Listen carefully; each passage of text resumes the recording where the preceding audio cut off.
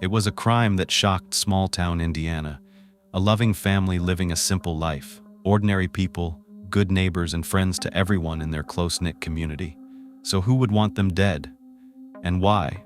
Today I'm going to be introducing you to the Napier family, who were living in Laurel, Indiana. Laurel, Indiana is a town that seems to have been forgotten by time.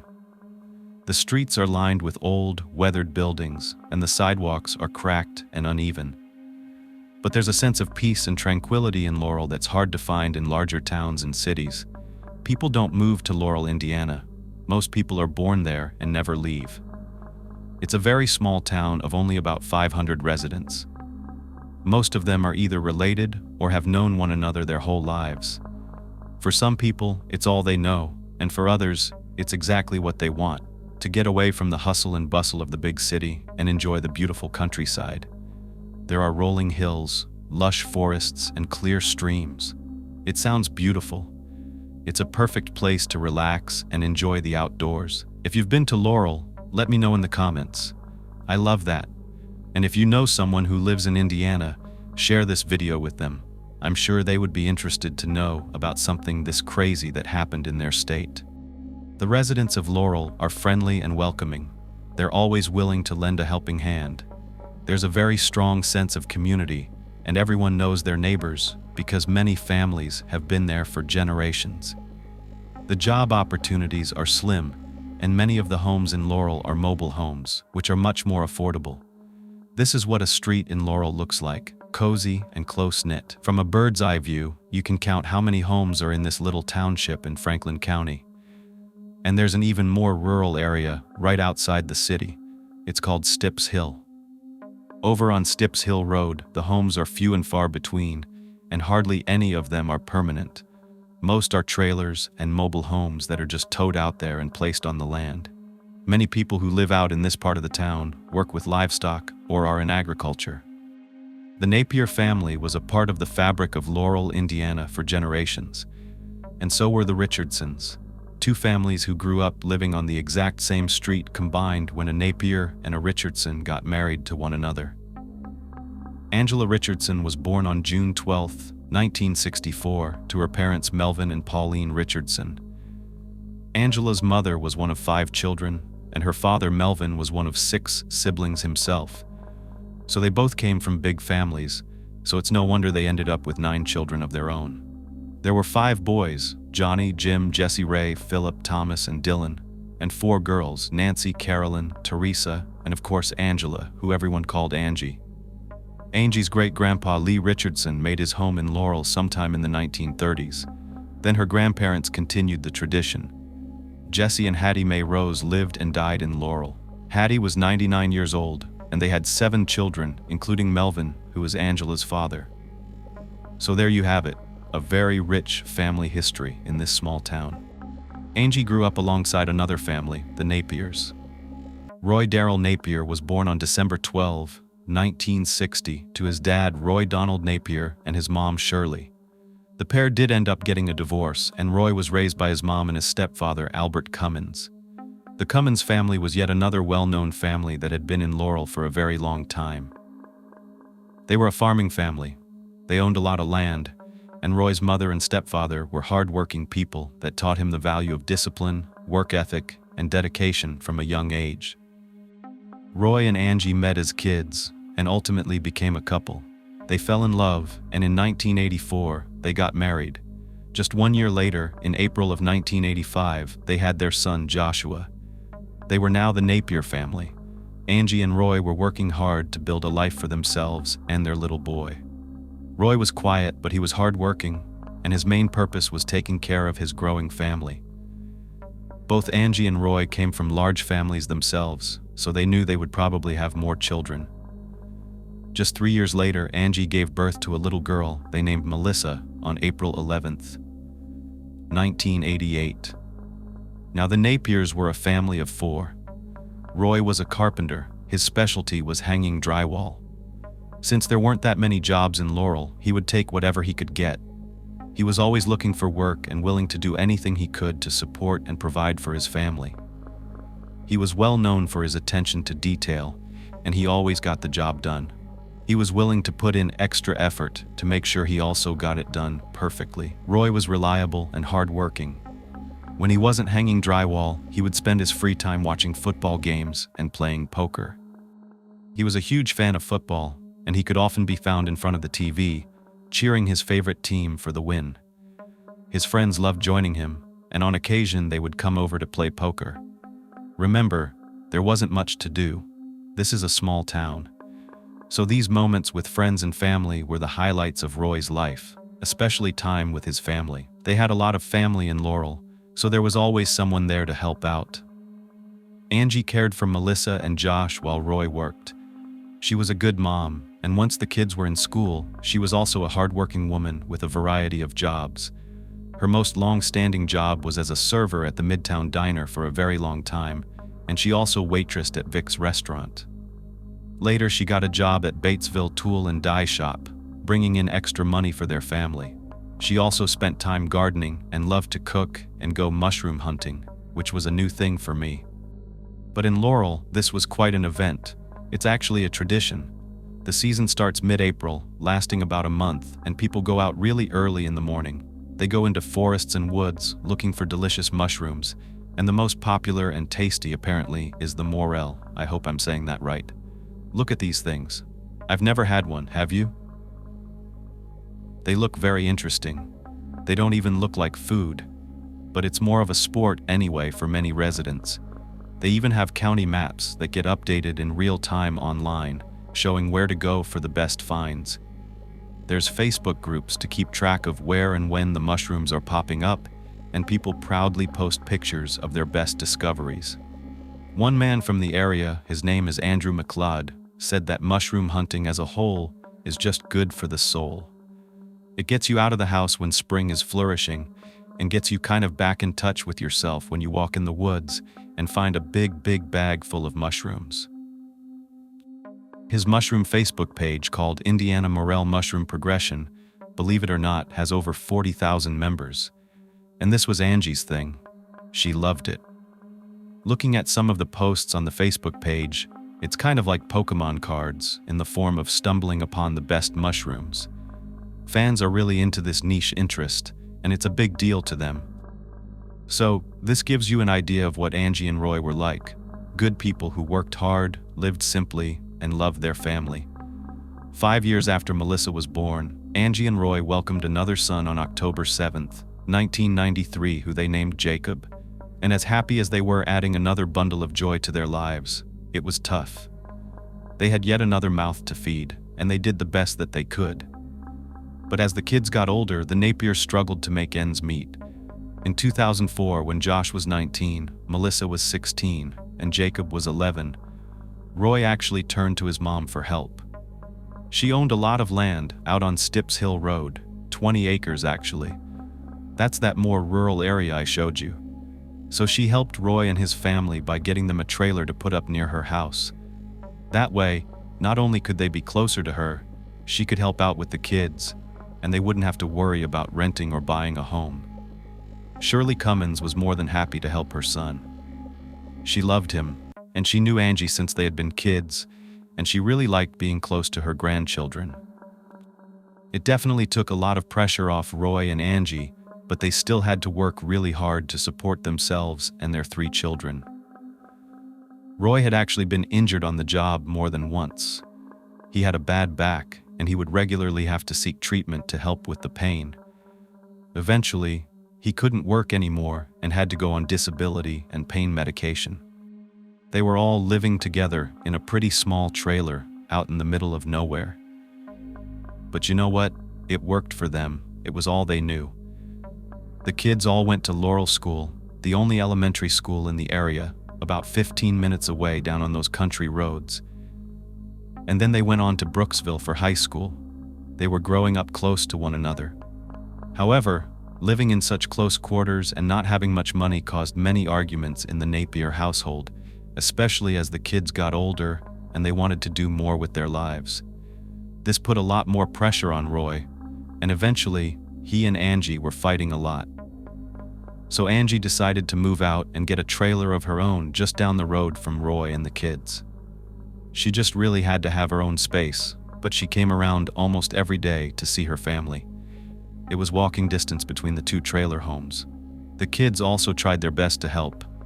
Jacob, the youngest, worked as a farmhand, baling hay, and nature was his passion.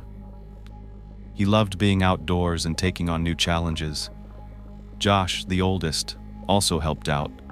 He was very ambitious and wanted the family to do better for themselves. He tried to help take over Roy's work and take control so that they could get ahead. Melissa was studying very hard at the time because she had dreams of becoming a CNA, which is a certified nursing assistant. She was going to school 30 minutes away out in Connorsville and spent a lot of her time with her new boyfriend, Lucas Mann, hoping that one day she would have a career and she could move out of Laurel, or at least out of the trailer that she was living in, which was about to feel even smaller. In 2008, Melissa and Lucas had a baby together, and they named her Sierra, which is one of my sister's names, by the way. Lucas and Melissa were determined to give Sierra the best life possible as young parents. Melissa was only 20 years old at the time. It was a lot to take on, so Melissa relied on her parents. Angie and Roy were ecstatic when they became grandparents. They loved spending time with their granddaughter Sierra. She brought them immense joy and filled their world with a new purpose. As things seemed to be falling apart around them, Sierra was the glue that was holding the Napier family together. Now, Angie was coming around more often. She was staying longer so she could spend time with little Sierra. However, over the years, Angie and Roy were just not able to repair their relationship and they separated. Surprisingly, when they separated, their relationship improved and they realized they were better as friends. They formed a healthy friendship. Angie felt comfortable coming to the trailer and visiting with Roy and her family. But a couple of years later, Angie began dating a man named Jim Bilson. He was from Decatur County, and eventually she moved in with him, which was almost 3 hours away. However, she still came by Roy's to visit her kids whenever she could. This was something her boyfriend Jim wasn't a huge fan of. He knew how much Roy and Angie fought, and he really didn't like seeing Angie upset. He understood she wanted to maintain a relationship with her family, but it was hard on Jim having to deal with the drama every time she went over there. But nothing was going to stop Angie from seeing her loved ones. She was so proud of Melissa, who had just received her CNA certification, and her sons, who had taken over providing for Roy and themselves by getting jobs of their own to help ends meet. At this point, Roy was still recovering from back injuries and remained on disability. Things weren't perfect, but they were working as well as they could for the Napier family. Until late September 2011. That's when everything changed for the worst. It was September 25th, around 1:30 in the afternoon. A driver saw something in the middle of the road as he was making his way down Stips Hill. As he got closer, he slowed down. He was right in front of the Stips Hill Cemetery when he realized it was a little girl. She was walking in the middle of the road all by herself. He pulled over to the side of the road to make sure she was okay and to look for any adults. She was all alone, disheveled and crying. It looked like she was covered in blood. Of course, this was a shock. The driver did not know what was going on. Why was this little girl there? Where were her parents? So he asked her, and that's when she said, "My mommy is dead." Wow. This whole scene is just haunting. A little girl walking next to a cemetery, alone, covered in blood, and telling a complete stranger that her mom is no longer alive.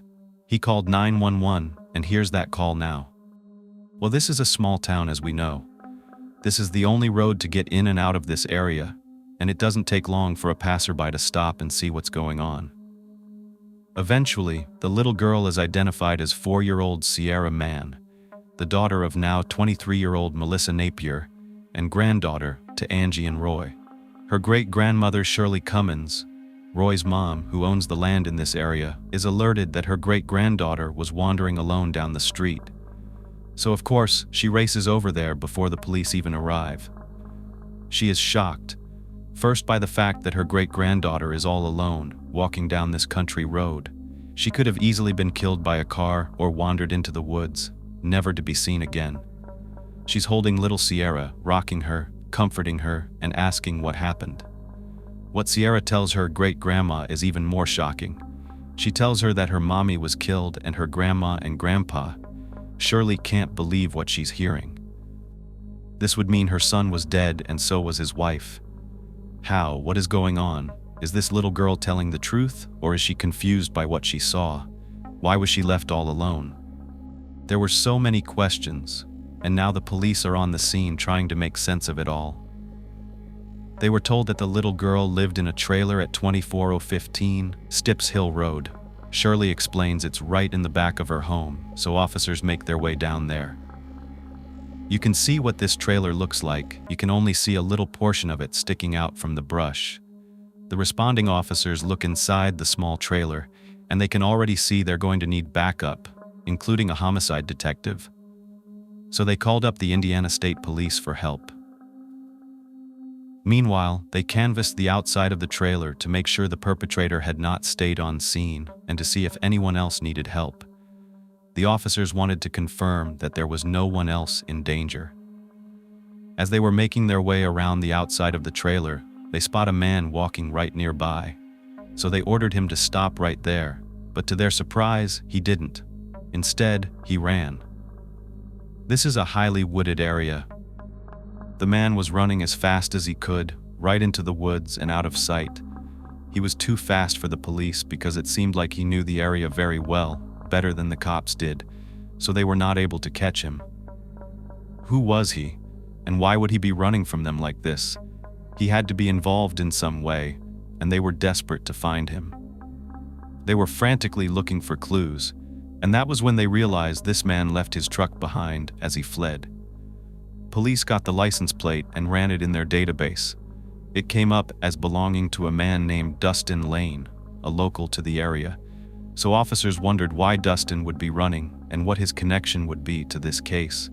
He became their main focus. It took about 30 minutes for the officers and personnel to get to the scene. Before long, there were at least 5 other cop cars on the premises. The residents, seeing all these officers racing down their small country road, definitely got their attention. Neighbors were coming out, walking down to Roy Napier's trailer, wanting to know what in the world was happening in their small, sleepy town. They thought whatever it was had to be pretty bad. When Sergeant Jerry Gooden from the Indiana State Police arrived, he was made aware that there was more than one person deceased inside the trailer. As he got closer, he peered into a window just to take a look and immediately called in crime scene technicians and more homicide investigators. They didn't know what they were going to be walking into, but they did know that this was a very bloody scene, and they didn't want to risk disturbing any evidence. They needed the right team to conduct a proper investigation. As the Indiana State Police and the crime scene technicians were making their plan to go inside the trailer, the local police set out to find Dustin Lane, the man who ran into the woods. Now officers were taping off the perimeter and preparing to make entry. They felt very uneasy. They knew there had been a man on the scene who got away.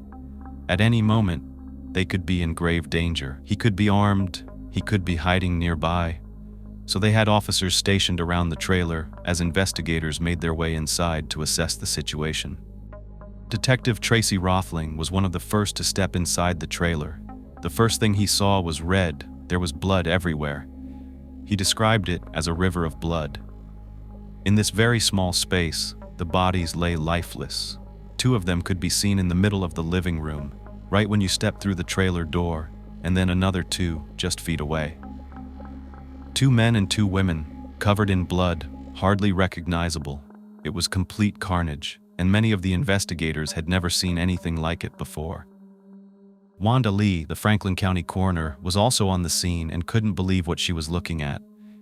She said this was beyond normal for what the community was used to, and actually, the team was in denial. They knew what they were looking at, but they didn't want to believe it was true. 4 people were dead. It was the most shocking crime scene in Laurel's history. First things first, they needed to identify the victims.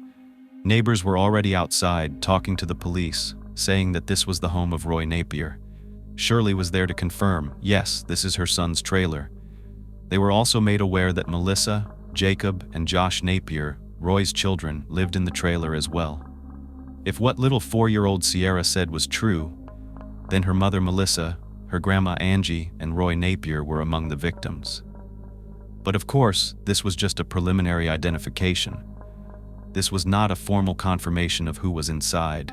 That would have to come later during the autopsy. Teresa Richardson, Angie's sister, was now there, talking to the police, asking what happened and if her sister was okay. No one was able to reach Angie on her cell phone, and so much was happening that investigators hadn't even had a chance to truly assess the scene inside the trailer. The bodies were scattered all around the small main living area, among other items that were strewn all over the place. It was completely ransacked. There were wallets that were opened up, the contents removed, purses inside out. Everything was torn apart inside as though someone was looking for something, for money or other valuables, all of it now blood-soaked. Drawers were gone through. The victims' pockets were turned inside out as they lay on the blood-covered carpet next to their broken and trashed belongings. There were empty food containers, prescription pill bottles, newspapers, magazines, TV remotes, baby toys, and shell casings. It was hard to tell what was evidence of a crime or what were just everyday, ordinary items. But investigators were combing through the trailer, collecting anything of significance.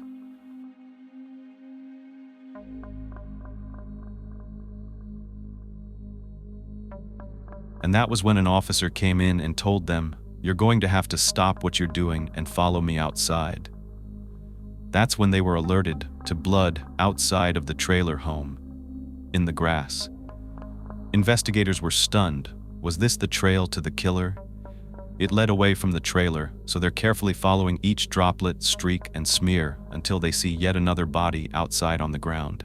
A fifth person, deceased, was lying face up. They were beaten until they weren't even recognizable. It's almost like they didn't have a face, and they were blood-soaked from the waist up to the top of their head. It appeared to be another adult male. This was not someone who did this to themselves. He was not the perpetrator who ran from the scene after committing the crimes against the 4 other individuals inside the trailer. But could someone inside have done this to this man and the other 3, and then taken their own life?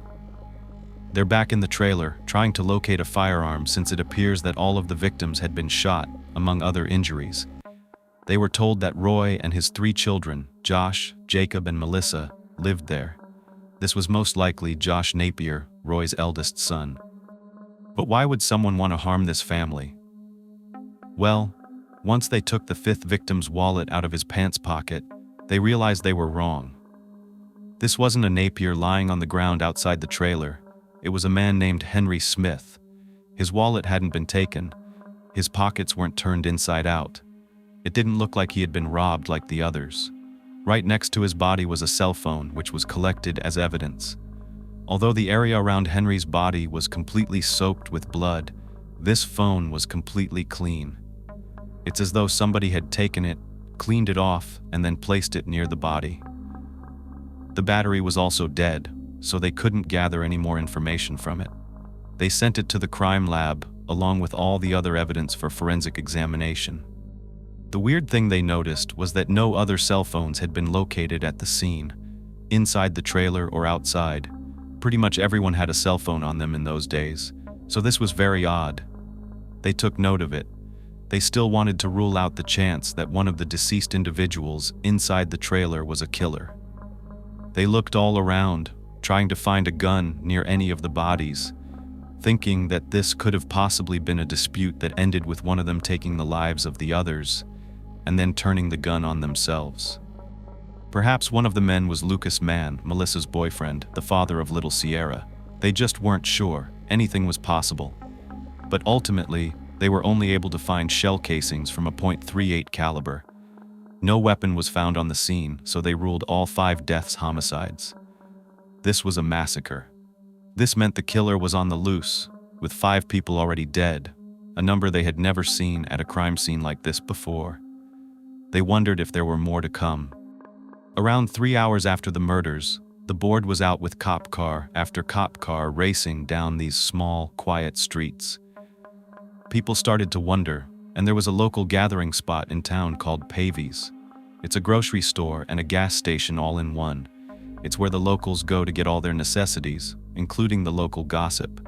And that is exactly what it was at this point. Pure speculation. Everyone had their own version of what they said they thought they heard or saw. There was one thing that all the stories had in common: multiple murders, specifically a family. That is what rocked this community. Hearing that a family of ordinary people, just like them, were taken out one by one in their home was truly unreal to them. This could happen to any of them, and this was a community known to be loving. They valued family and were known for happier and simpler things like little concrete chickens out in the front of their local downtown storefronts, and canoe races or the New Year's Day polar bear plunge, where brave locals jump into the ice-cold river, sometimes raising money for charities. This wasn't a town known for mass murder. Who would do such a thing? Not one of them, that's for sure. It couldn't be one of them. So who was it? Maybe it was the man who just happened to come looking for police. Yes, a man comes up to the roadblock on Stips Hill Road. He's covered in bloody scratches and bruises all over his face and arms, and he's asking to talk to the police. Lo and behold, this is Dustin Lane. Remember him? The man who left his truck behind and ran from the cops just a few hours earlier, right when they arrived at the crime scene. It's actually very common for a perpetrator to come back to the scene of the crime, so authorities were on high alert. The first thing he said was that he wasn't involved in anything that happened at the crime scene, but the cops weren't buying it. They were carefully examining him, his body language, and of course his injuries. What's that all about? He explains that all his injuries are from when he ran from them. So they're like, okay, well, why would you run in the first place if you weren't involved? Even more questionable was the fact that he was at the scene of a mass murder. He explains, I was hired by Roy Napier. I was doing some work for him. I was just dropping by to pick up what I was owed. Then he adds, I have a criminal record, and I was worried that you would arrest me thinking I had something to do with it, so I got scared and ran. He said he didn't even know a murder occurred. He didn't go inside the trailer or anything. But then later he heard from the people in town about what happened and made sure to come back so he could clear his name. Police questioned him for quite some time. They realized he did come forward on his own, was very distressed by what they told him happened inside that trailer, and seemed genuine about his story. So they released him, but not without getting all of his information because he wasn't officially ruled out. No one could be until they could confirm through enough evidence who had done this.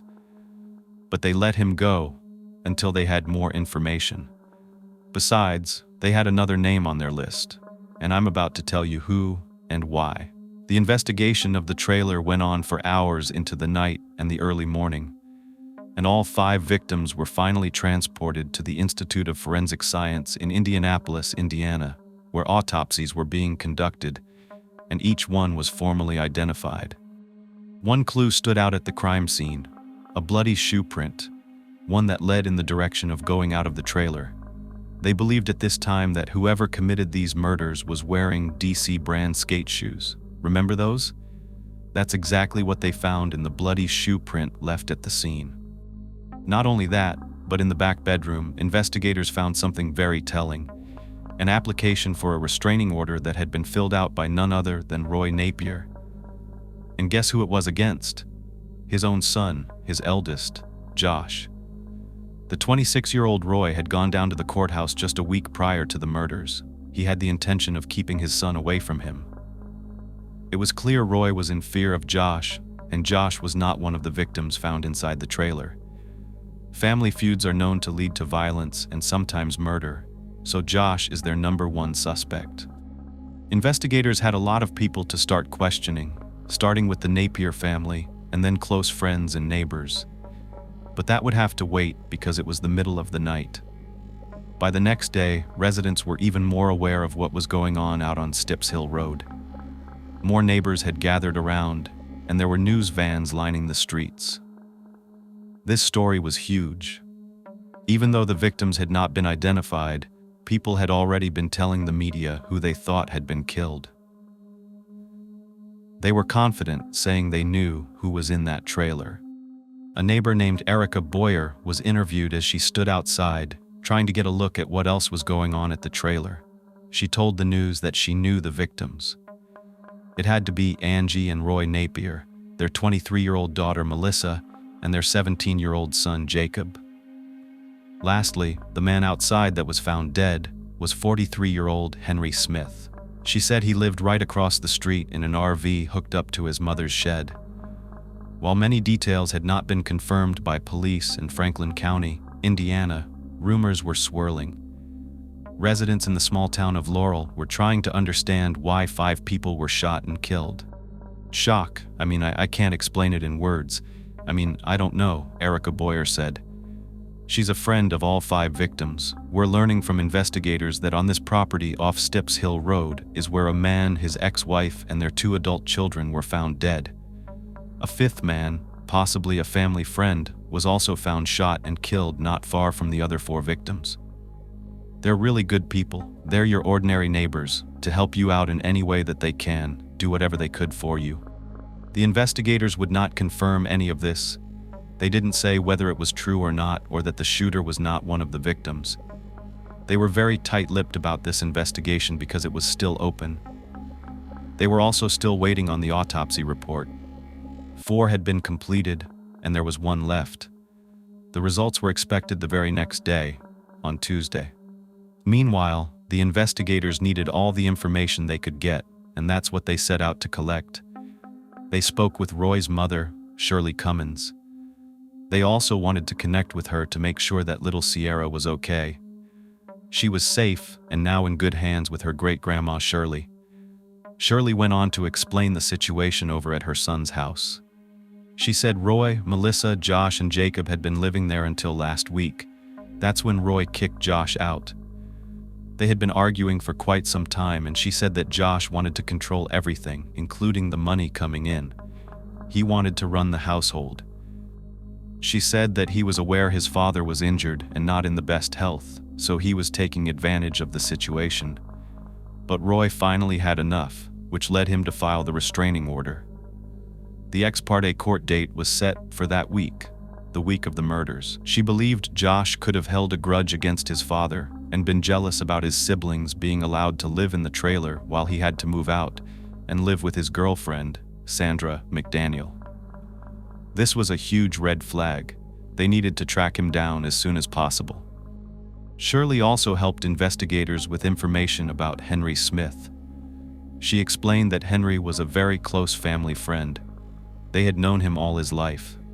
He didn't have many other friends, so he spent a lot of time hanging out with Roy, socializing, hanging out with the kids, and helping out around the house. She said she didn't think he had anything to do with the murders. It turned out Sierra had told her great-grandma that Henry helped her. Maybe that's why he was outside. He was trying to save this little girl. Of course, they couldn't be sure, but at this point, they were sure of the identities of the victims. Coroner Wanda Lee had finally made a statement. They were indeed 50-year-old Roy Napier, his estranged wife 47-year-old Angela Napier, their 23-year-old daughter Melissa Napier, the mother of little 4-year-old Sierra, and her 17-year-old brother Jacob Napier, who would have turned 18 in just a few weeks on October 7th. Angie's sister, Teresa, was called with the news, and it was unbelievable and heartbreaking. Not only did she lose a sister, but she had helped raise Angie's children since they were just born, so the loss was unbearable and senseless. Police asked her if she had any idea who would do this to her sister and her family. She said she knew that Angie and Roy would fight a lot, but she didn't think it would ever lead to anything like this. She didn't know who could hate them this much, enough to end their lives. It just didn't make sense because they were just ordinary people. Henry Smith's mother, Jewel Compton, was notified of her son's murder, and she couldn't hold back her tears. She told investigators that Henry had left their home that morning and headed across the way to Roy's. But she said he never made it back, and tears were running down her face. She wanted to know how her son died, and the investigators gave her the horrific news that he had been shot. But they did not know the official cause of death yet. They were still waiting. At this point, Officials put the Laurel school on lockdown that morning. It's a preschool through 8th grade and was only 10 miles away from the crime scene. They just wanted to make sure that everyone was safe and that no one else would be harmed, since they literally didn't have anyone in custody at this point. The lockdown was just a precaution. The principal told the parents dropping off their kids that they would be safe on campus, but they wouldn't be doing anything like outdoor recess because they wanted them to be safe. The town was louder and busier than usual because all of the news crews and their vans were parked all over the place. At the courthouse, at the trailer, and all up and down the roads. They were questioning anyone and everyone who would speak to them because they just had to get their story. 5 people shot to death in one tri-state community. Residents in Franklin County, Indiana, were now on alert, wondering if the shooter was still out there. 9 News reporter Bill Price is live in Laurel, Indiana. He has the latest on the investigation. Bill, what do we know right now? Well, Tanya, what I can tell you is residents up and down Stips Hill Road, here in Laurel, Indiana, say they're both shocked and scared after learning that 3 men and 2 women were found shot to death around 2 trailer homes on Sunday. Now, rumors about that shooting and what led up to it have been flying throughout the small community ever since. Today, we also got our very first closer look, you might say, at the trailer where Indiana State Police and the Franklin County Sheriff's Office found 4 people shot to death around one trailer. It's deep in the woods off Stips Hill Road. Another man was found dead near a second trailer and shed that's across the road from the entrance to the first trailer. Now, officers were led to the scene by a child that some neighbors say was a 4-year-old girl who was found wandering along this road by herself early Sunday afternoon. Some residents, the ones who were able to speak to us on camera, say they decided to stay home from work today to protect their families and their property. You never know, you know. We never had to lock our doors here before, and everybody knows everybody around here. So and like I said, the people down the road there were fighting all the time. It just makes you sick to your stomach. The community wanted answers. Franklin County Sheriff Ken Murphy told the media, "We've gotten a lot of leads, and that's what's going to solve it. People out in the community that may have seen something, please give us a call." Indiana State Police Sergeant Jerry Gooden added, "Officers have searched everywhere and will continue to look for people today, but there's not an organized manhunt underway. The problem is, we don't know who we're looking for." And it makes sense. You can't have a manhunt without the van. He did let them know that they were continuing to search and that they had control over the crime scene and the surrounding area. It was true. They were looking into all kinds of people, and one of them was Josh Napier. They didn't have to go far to track him down because his girlfriend, Sandra McDaniel's house, wasn't far from Josh's father's trailer. They surrounded the place and knocked on the door, looking for Josh. Sandra answered and told them she didn't know where Josh was, and, as a result, they put out an "be on the lookout" alert. This included a description of Josh, his height, his weight, that he was a white male, that he had brown hair, along with other distinguishing features like the fact that he had a beard and what type of vehicle he drove. Tips were coming in, and one was from Henry Smith's Aunt Evelyn Renfro. She lived nearby and said she heard gunshots around noon on Sunday, but she and her family were working with her livestock, so she couldn't just up and leave to go check on it. Considering the driver saw Sierra out on the road near the cemetery around 1:20 p.m., it made sense that the murders most likely happened not too much earlier. Who knows how long it took this poor little girl to wander by herself out to that location, but it's usually only a 3-minute walk for an adult. This is a child. Nobody knew how long she'd been left alone after her family was killed or what she saw, and that is really sad to think about. Thinking was something they were doing a lot of in this community, and the investigators were as well. They started to think about the possibility that they could find Josh dead too. If it wasn't him that committed this crime, maybe someone was out there trying to make sure that all the Napiers were dead. They were even more eager to locate him as news of the 5 murders was spreading through the small town of Laurel.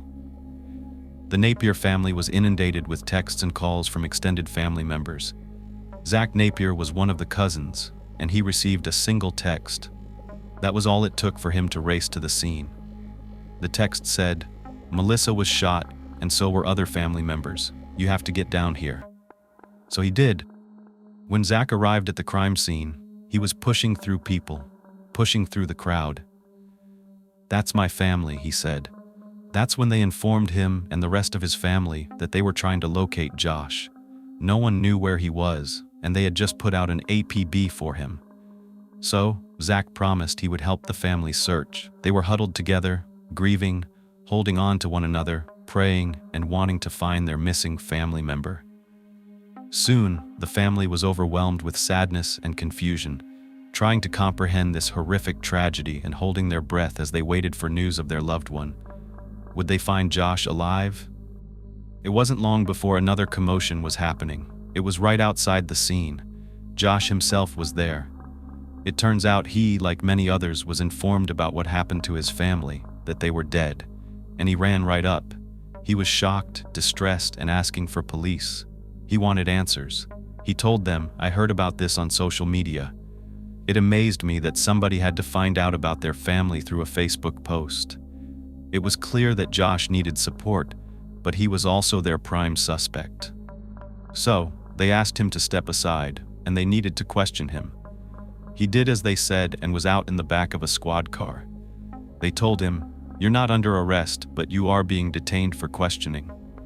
First, they informed him that his mother, his father, and his two siblings had been killed, along with a family friend, Henry Smith. Josh was visibly shaken and began to break down in tears. As much as officers wanted to give him some time, they also needed information. Finally, once he calmed down and was able to pull it together enough, they spoke to him, and he admitted, "You know, I didn't have the best relationship with my dad." The officers asked Josh if he knew why his father would have gone so far as to file a restraining order against him, and at that point Josh was taken aback by their question. He was almost insulted and confused. He told them, "I have no idea why my dad would do that." He said he knew his family was struggling. They were going through a rough patch, but he emphasized that he was not the cause of the family problems. It was actually the disputes between his parents. If anyone was to blame, it was them.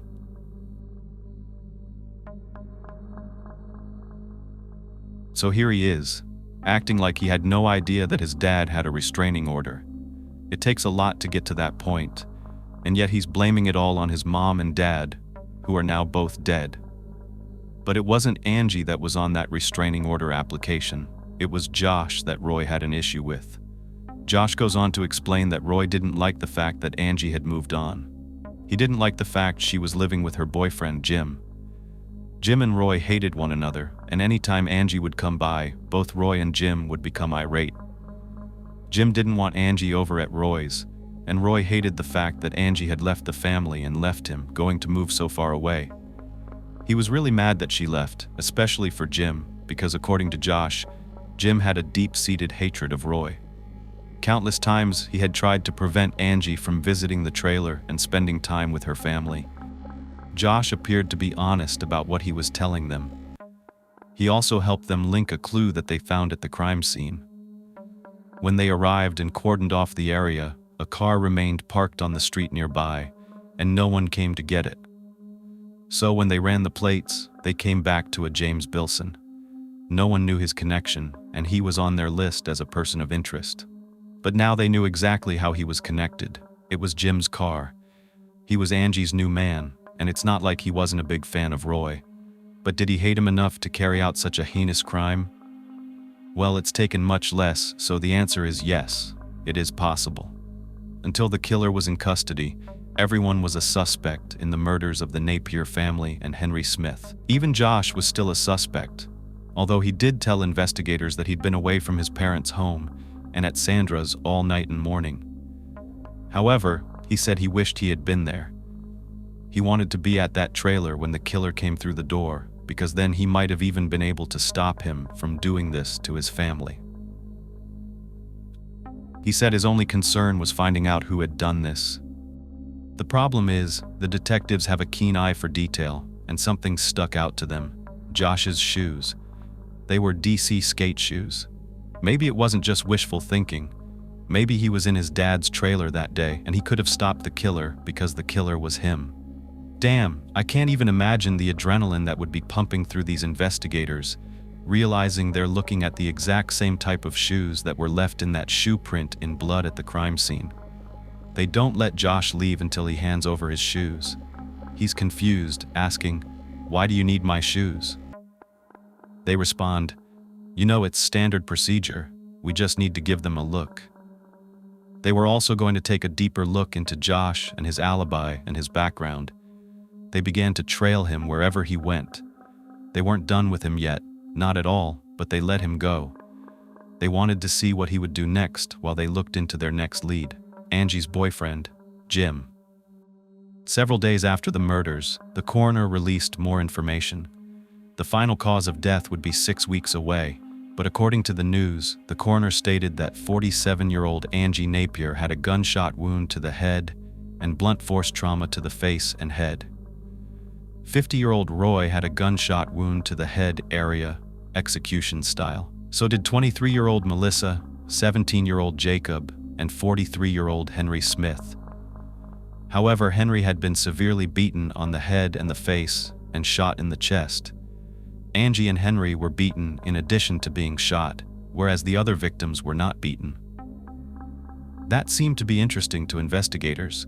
They wondered why those two were singled out and given more severe injuries. At this point, more tips were coming in. They didn't know which were important and which were just baseless assumptions.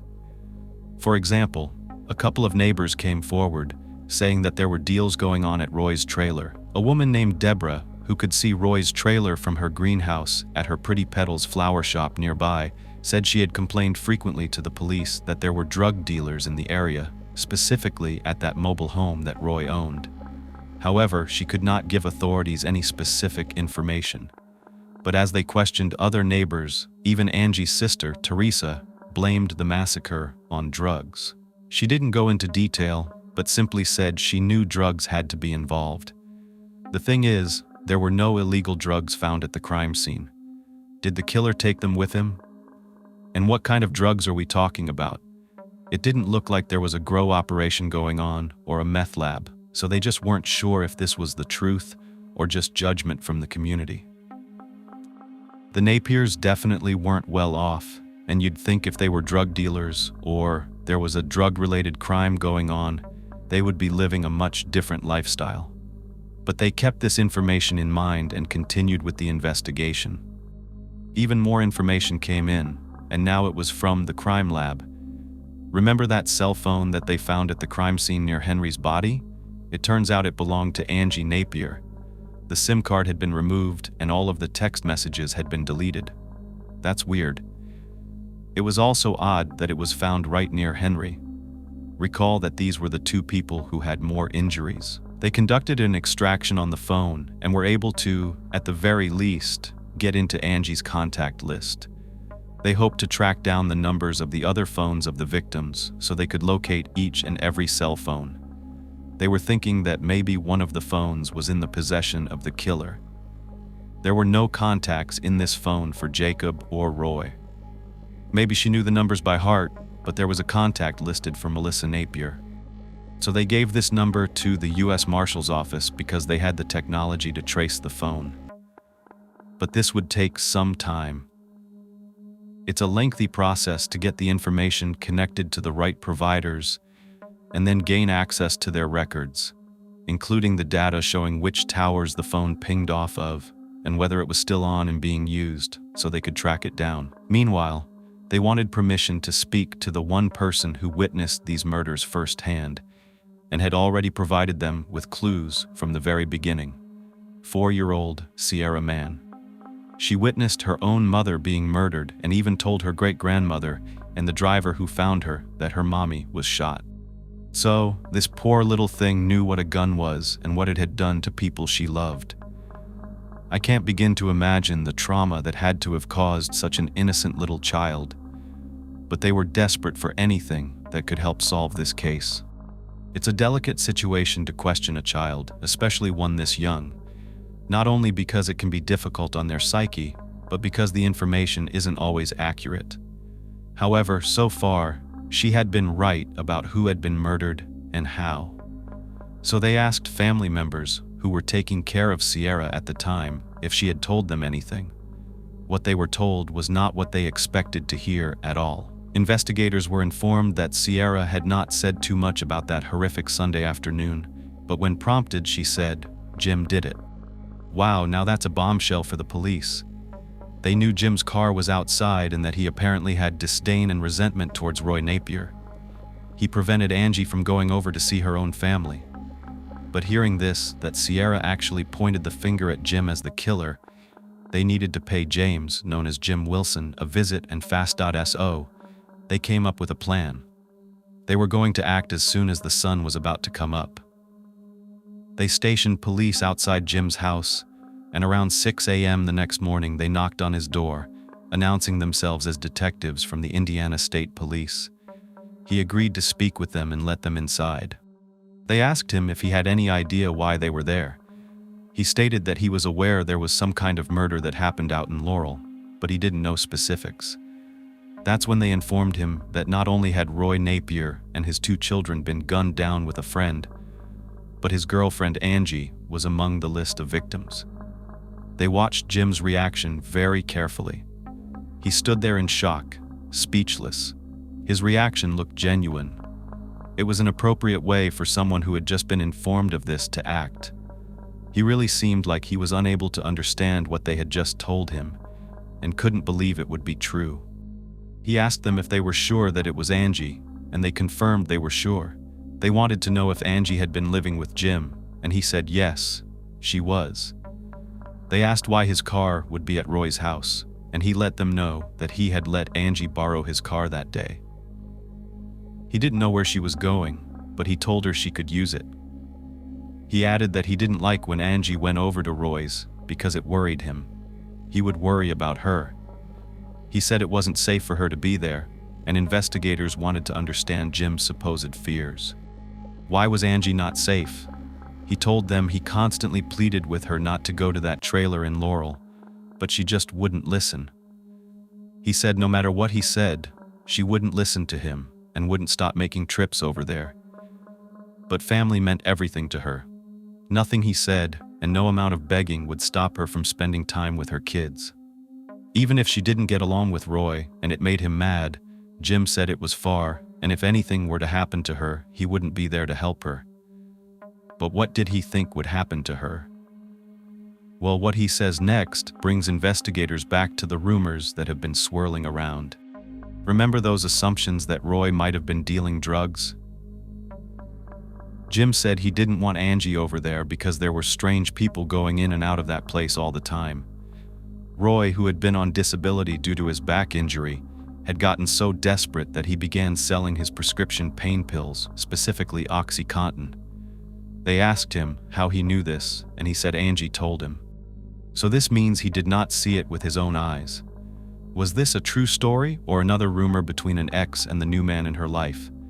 They probed Jim even further, asking, "What's your relationship with Roy?" He said, "I don't like him. I don't like him at all," and he admitted he hated Roy.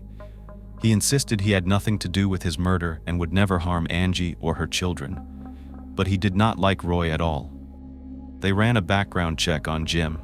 He didn't have a criminal record, his story was very convincing, and he seemed forthcoming with all the information. He also said he had an alibi. He was at a barbecue that day. He provided names and telephone numbers of all the people who were there so they could confirm that Jim was with them on the day of the murders.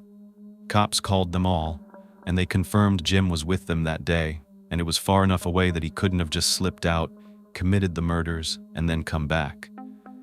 So they ruled Jim out for now, and were at a dead end. This case was now garnering national attention. Of course it would. A family of 4 and their best friend murdered in their home in cold blood, execution style, with a 4-year-old escaping harm and walking along a road near a cemetery. It was going to be the story nationwide. But they had no one in custody, no real suspect, and no motive. The only person that would have had a motive in their mind was Josh. It's just too coincidental that he had just been kicked out, his dad applied for a restraining order, the hearing was coming up. Plus, let's not forget about those DC shoes. They also knew that Josh wasn't telling the whole truth. He never mentioned anything about drugs, not one word about his father selling OxyContin pills. But this could have all been made up by Jim. They didn't know, but they needed to find out. Because it was true, there were indeed empty prescription pill bottles that were found at the crime scene, and they were OxyContin pills. This is not a tangent. If you're not familiar, I wanted to let you know what OxyContin pills are. OxyContin is a Schedule II controlled substance. It's a narcotic, legally prescribed for severe pain and injuries, and even cancer. But because of its euphoric effect, it's so similar to heroin that people began abusing it and using it to get high. I watched 2 insane documentaries about OxyContin, and I highly recommend them. One is called The Crime of the Century. It's on HBO, and it's all about the opioid epidemic with Big Pharma at the center, specifically Purdue Pharma's aggressive promotion of OxyContin that laid the groundwork for the entire crisis. The other documentary is called Dope Sick. It's so good, it's on Hulu. It's based on a book written by Beth Macy, and it's all about a doctor who was manipulated into prescribing OxyContin by pharmaceutical companies and the greed that surrounded the dark side of American capitalism. Lives were hanging in the balance. The book is entitled Dope Sick: Dealers, Doctors, and the Drug Company That Addicted America. And I'm telling you, you have to watch those documentaries. I'm also telling you this because OxyContin is no joke, and neither is the addiction that comes along with it, especially for rural areas like Laurel, Indiana. These areas are affected by addiction at a much higher rate than any other areas in the country. Drug overdose fatalities cost Indiana $1.5 billion a year. Addiction is one of the largest problems that the state faces, and it's doubled since 2010. Rural communities used to be known as great places to raise a family. You could find wholesome households and innocence. It was a place to escape crime and drugs. You would be living in communities off the beaten path because they were safer. But not anymore. So what happened? It started with the recession in 2008, and that's the same year Roy's family had the new addition, Little Sierra. And that's just a few years after they were struggling really hard to make ends meet. Roy and his family were forced to move on to his mom's land because of the lack of jobs. In rural areas like Laurel, it makes it nearly impossible for people to improve their quality of life. It's a vicious cycle because the jobs are not available in these areas, and if they are, they usually involve manual labor.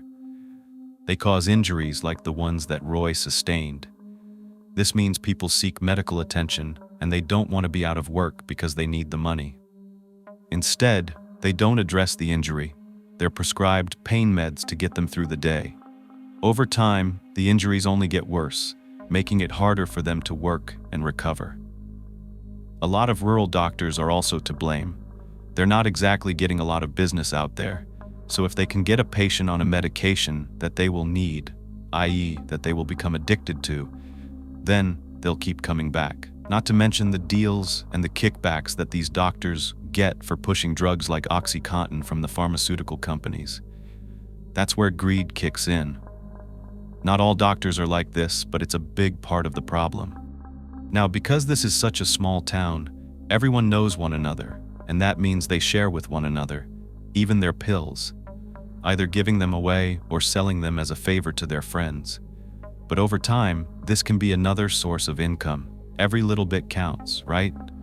So selling a few pills here and there can add an extra meal on the table for a rural family, and that one meal can make such a difference. It would make perfect sense if it were true that Roy Napier began to sell his OxyContin pills. The fact that they were missing is telling. Maybe Josh knew, and when his grandma Shirley stated that he wanted to control, maybe it was to control the drug business that his dad started, and that is what led to all this. But when the results came back from Josh's shoes, they didn't find any blood on them whatsoever. Maybe he had more than one pair of the same kind, right? Now they need to get to the bottom of the OxyContin situation. the one that Josh seemed to conveniently leave out when he was telling them about his family situation. They call him back into the station and tell him they know he didn't tell them the truth about his father. They say, "We know your dad was selling drugs," and Josh is kind of caught off guard. He says, "My dad wasn't a drug dealer. He did occasionally sell some of his prescription pills for extra cash, but he admits this is why he and his dad didn't get along." Josh didn't agree with it. He didn't like what his dad was doing. But by that point, it was the only way that Roy felt he could support his family, so he wasn't going to let Josh stand in his way. They asked Josh if there were any questionable people that Roy sold pills to, anyone that would want to rob him or that Roy maybe owed some money, something like that. He said, "Well, there were definitely a lot of different people over the years, but as far as anyone standing out, there was a regular buyer, especially a guy who had been coming over more and more recently to get oxy. But he doesn't know his name because it's not something he likes to involve himself in. But he does tell the investigators that this guy lives with his mom in a mobile home and his mom goes by the name Blondie." They're like, "Okay, that's not really solid information," and they ask him, "Okay, well, what's the address?" He says, "I don't know, but I've been there a few times when my dad dropped off pills." So he says he can take them to where the home was located. They hop in a cruiser and let Josh lead the way as they call back to the station to have an officer run this address through their system. One of the cops recognizes the name Blondie. He tells investigators that her name is really Berlina Richardson, and she has a son named David Ison. What stood out to me was her last name. That's the same last name as Angie's maiden name, Richardson. Well, the name David Ison is what stood out to investigators. They had heard this name many times before. Recently, in May of that year, just a few months earlier, there was an armed robbery at a drugstore. The robber tried to break the glass at the desk of the pharmacy area and ended up getting injured pretty badly. His blood ended up on one of the pharmacists who were working that day, trying to defend themselves. They had the blood tested, and a DNA contributor came back as David Ison. They had a warrant out for his arrest, but were not able to locate him in the last few months, and this robbery had gone unsolved. Now they were being told that he lived at this address that Josh had just brought them to. He had been robbing a pharmacy for pills, and now Josh is connecting him to Roy as a buyer of his prescription OxyContin, a man they know is willing to go to extreme measures to get his drug fix. They do a background check on David Ison, and he has over 20 felony convictions, with his crimes going all the way back to 1999. He was actually supposed to be on probation at the time the murders occurred. This was on 3 different criminal charges for burglary, armed robbery, and counterfeiting. His probation wasn't even supposed to end until 2020, but he had violated his probation a number of times in the past and had spent most of his adult life in prison. This was a bad guy. They had to make sure they arrested him, if not for any connection with the murder, then just for the simple fact of getting this guy off the streets and proving that he was responsible for the robbery of the pharmacy. So they got a search warrant for the home where he's said to be living. As they're waiting for a judge to sign off on it, cell phone data comes back on Melissa's cell phone. It pinged 5 hours after the murders, around 6 p.m., off a tower located right near the same location that Josh said David Ison lived. This is when I get excited, because I want to get these things solved, and when all these things connect and they just start to make sense. I always imagine what it must be like for investigators who are going through it in the moment. You could also stand in Blondie's yard and literally see the cell tower above the trees. They thought it was way too coincidental not to be connected, but they had to make sure. They had to have concrete evidence linking this man to the murders. When they got the search warrant in hand, on September 28th, 3 days after the murders, they weren't quick to just show up at Blondie's doorstep. They needed to make sure they had the scene secured, so they sent an emergency response team there. They strategically placed them all around in bushes around the house, in the wooded area, out of sight, but able to see everything that was going on. That way they could respond quickly in case things got out of hand. We're talking about a man who may have massacred 5 people, including a family. What's to stop him from firing at police or himself? They sat and waited for 6 hours without moving. At 6 p.m. they were finally ready because they saw some movement at the front door. 2 people were coming outside. The homicide investigators were contacted right away. They were notified that a person matching David's description, along with a female, were exiting the home and getting ready to get inside a car in the driveway. The commanding officer gave orders for the 2 individuals to be stopped at all costs. An undercover vehicle closely followed David's car, and they followed him to the nearby Pavy's gas station. As soon as David parked and started to get out, the police jumped out. They had their guns drawn and told him to put his hands out the window and don't move. Both David and the passenger did exactly what they were told.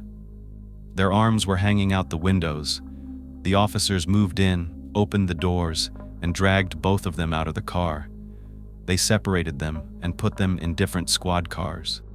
As they were sitting there looking at David Ison, it was extremely obvious to them that he was wearing a fake beard. They called it absurd looking.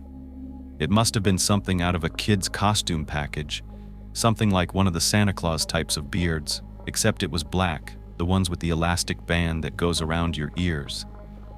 He was also wearing eyeglasses, a wig, a hat, and said his name was Tim Eisen. They asked, "Why are you wearing a disguise?"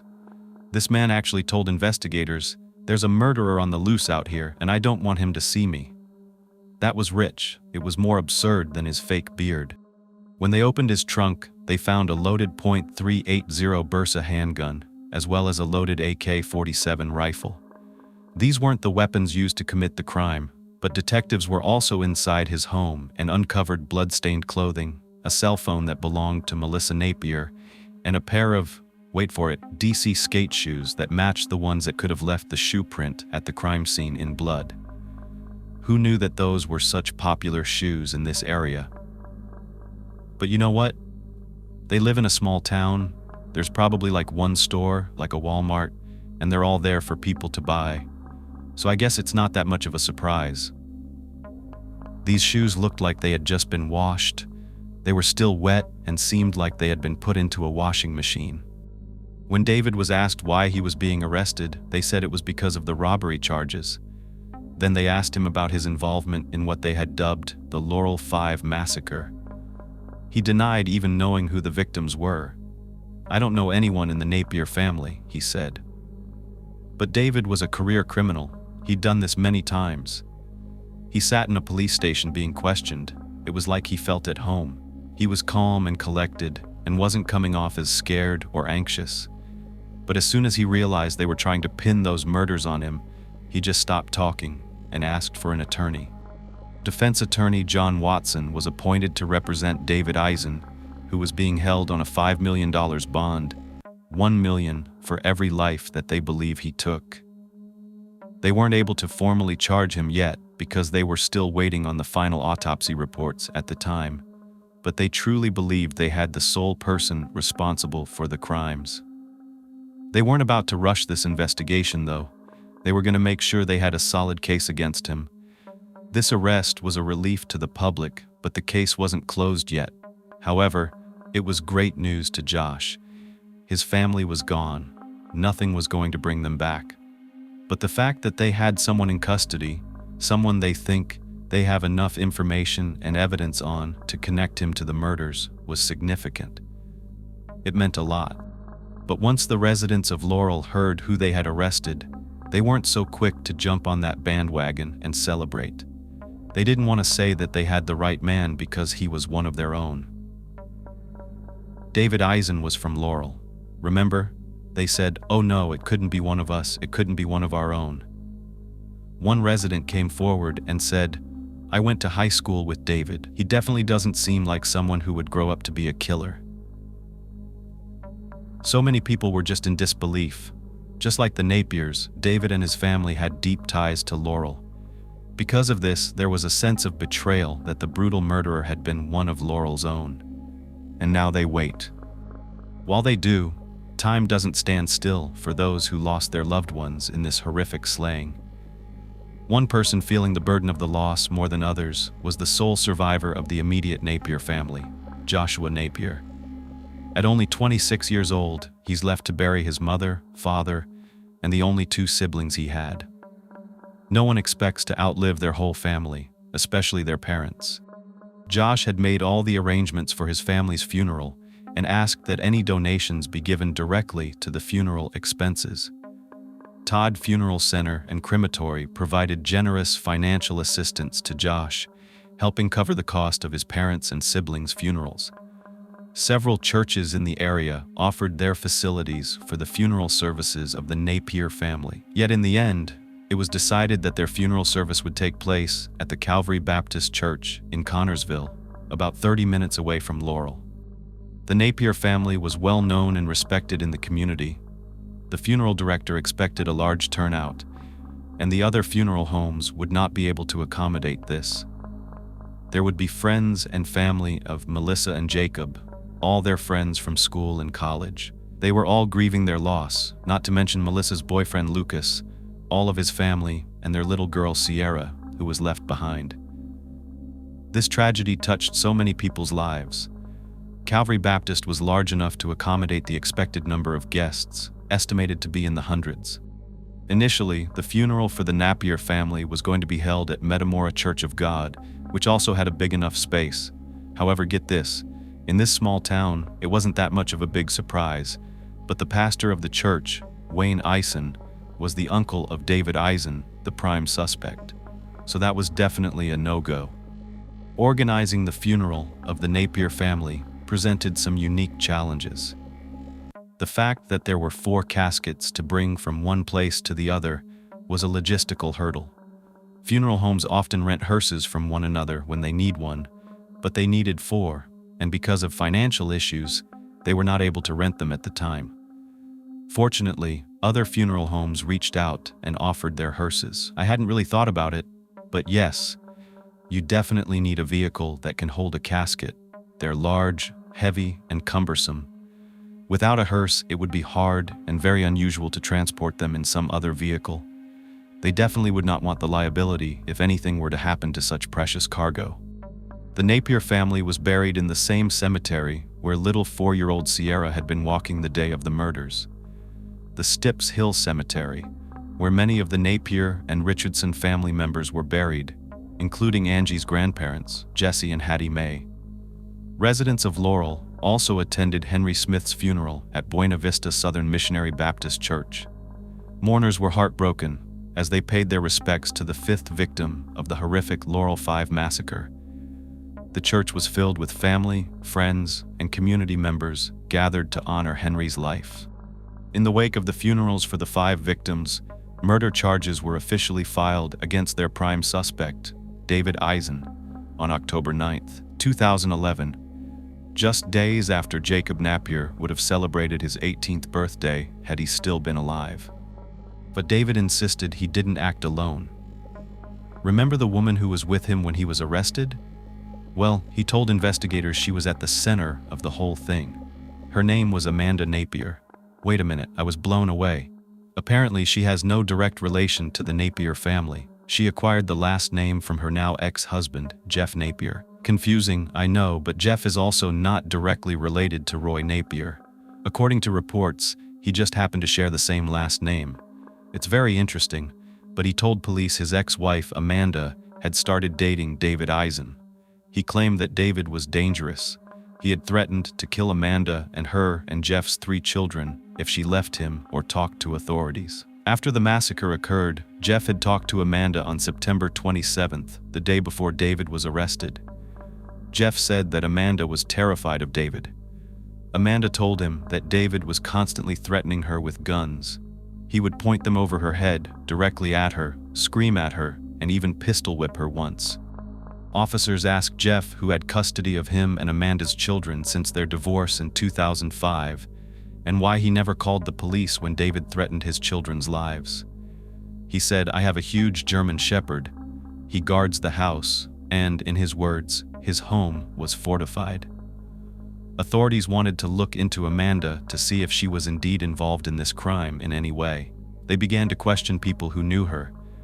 A woman named Sue Durham came forward. Her children were friends with Amanda.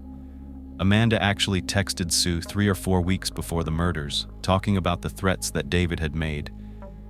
She told Amanda to get out of there, and once David was arrested, Amanda actually went to Sue's the next day. Sue said Amanda was traumatized.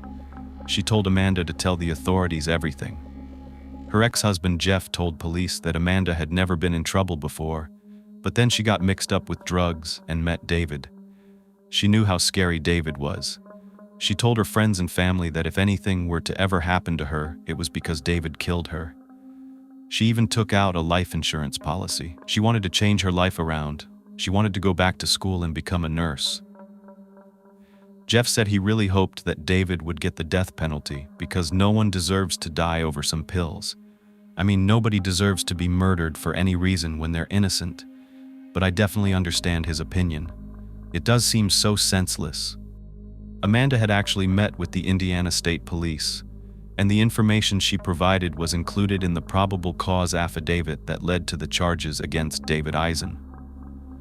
Amanda was not charged in connection with the murders, but she was arrested on September 30th on a felony charge of conspiracy to commit robbery in connection to the holdup at the drugstore. It seems like David's drug addiction had gotten worse and worse.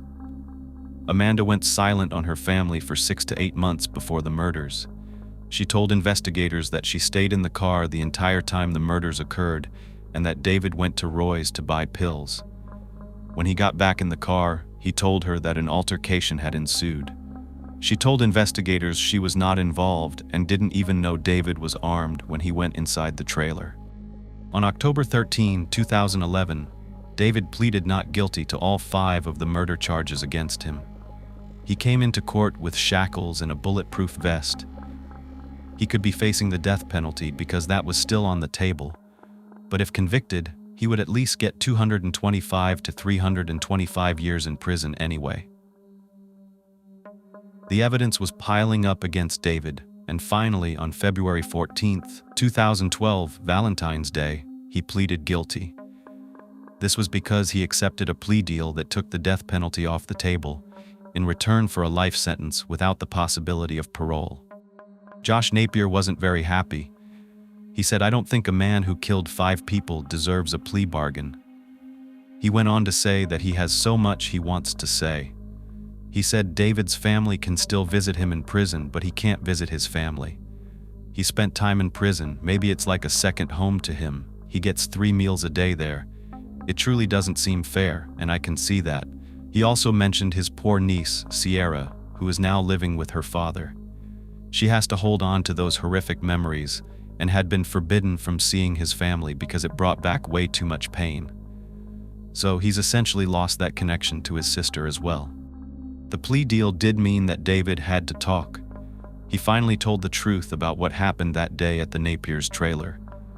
David said he was deep into his OxyContin addiction, one that came with a price and wasn't just paid in cash. The side effects were another price that he had to pay, one that he wasn't willing to go through. He had to get his fix or he would physically become ill. He usually would resort to stealing pills, but when he couldn't and needed them badly enough, he would buy them from Roy. He said he arrived at Roy's trailer on Stips Hill Road to buy 50 OxyContin pills. However, when he got there, Roy told him he only had 30 to sell him.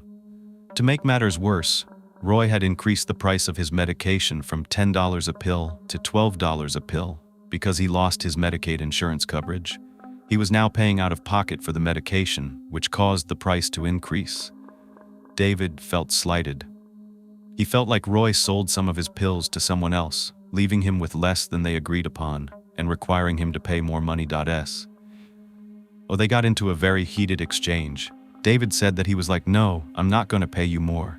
I'm not going to pay you even $1 more, certainly not $2 more a pill." But Roy wouldn't back down. Then he said Melissa, Angie, and Jacob started chiming in. There was a 4-year-old present at the time. They told him to leave or pay up. Then, finally, for whatever reason, and we will never know why, Melissa ran up to him.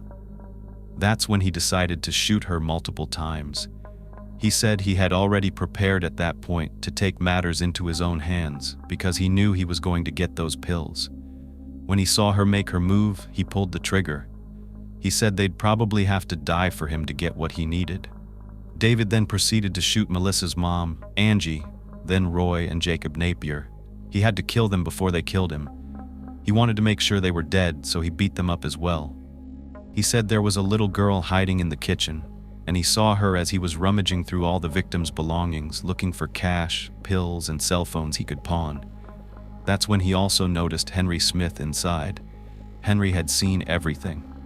Henry grabbed little Sierra and ran for help. Somehow, he was able to get her out of there. Then he turned back to try to help the family, but David was already behind him.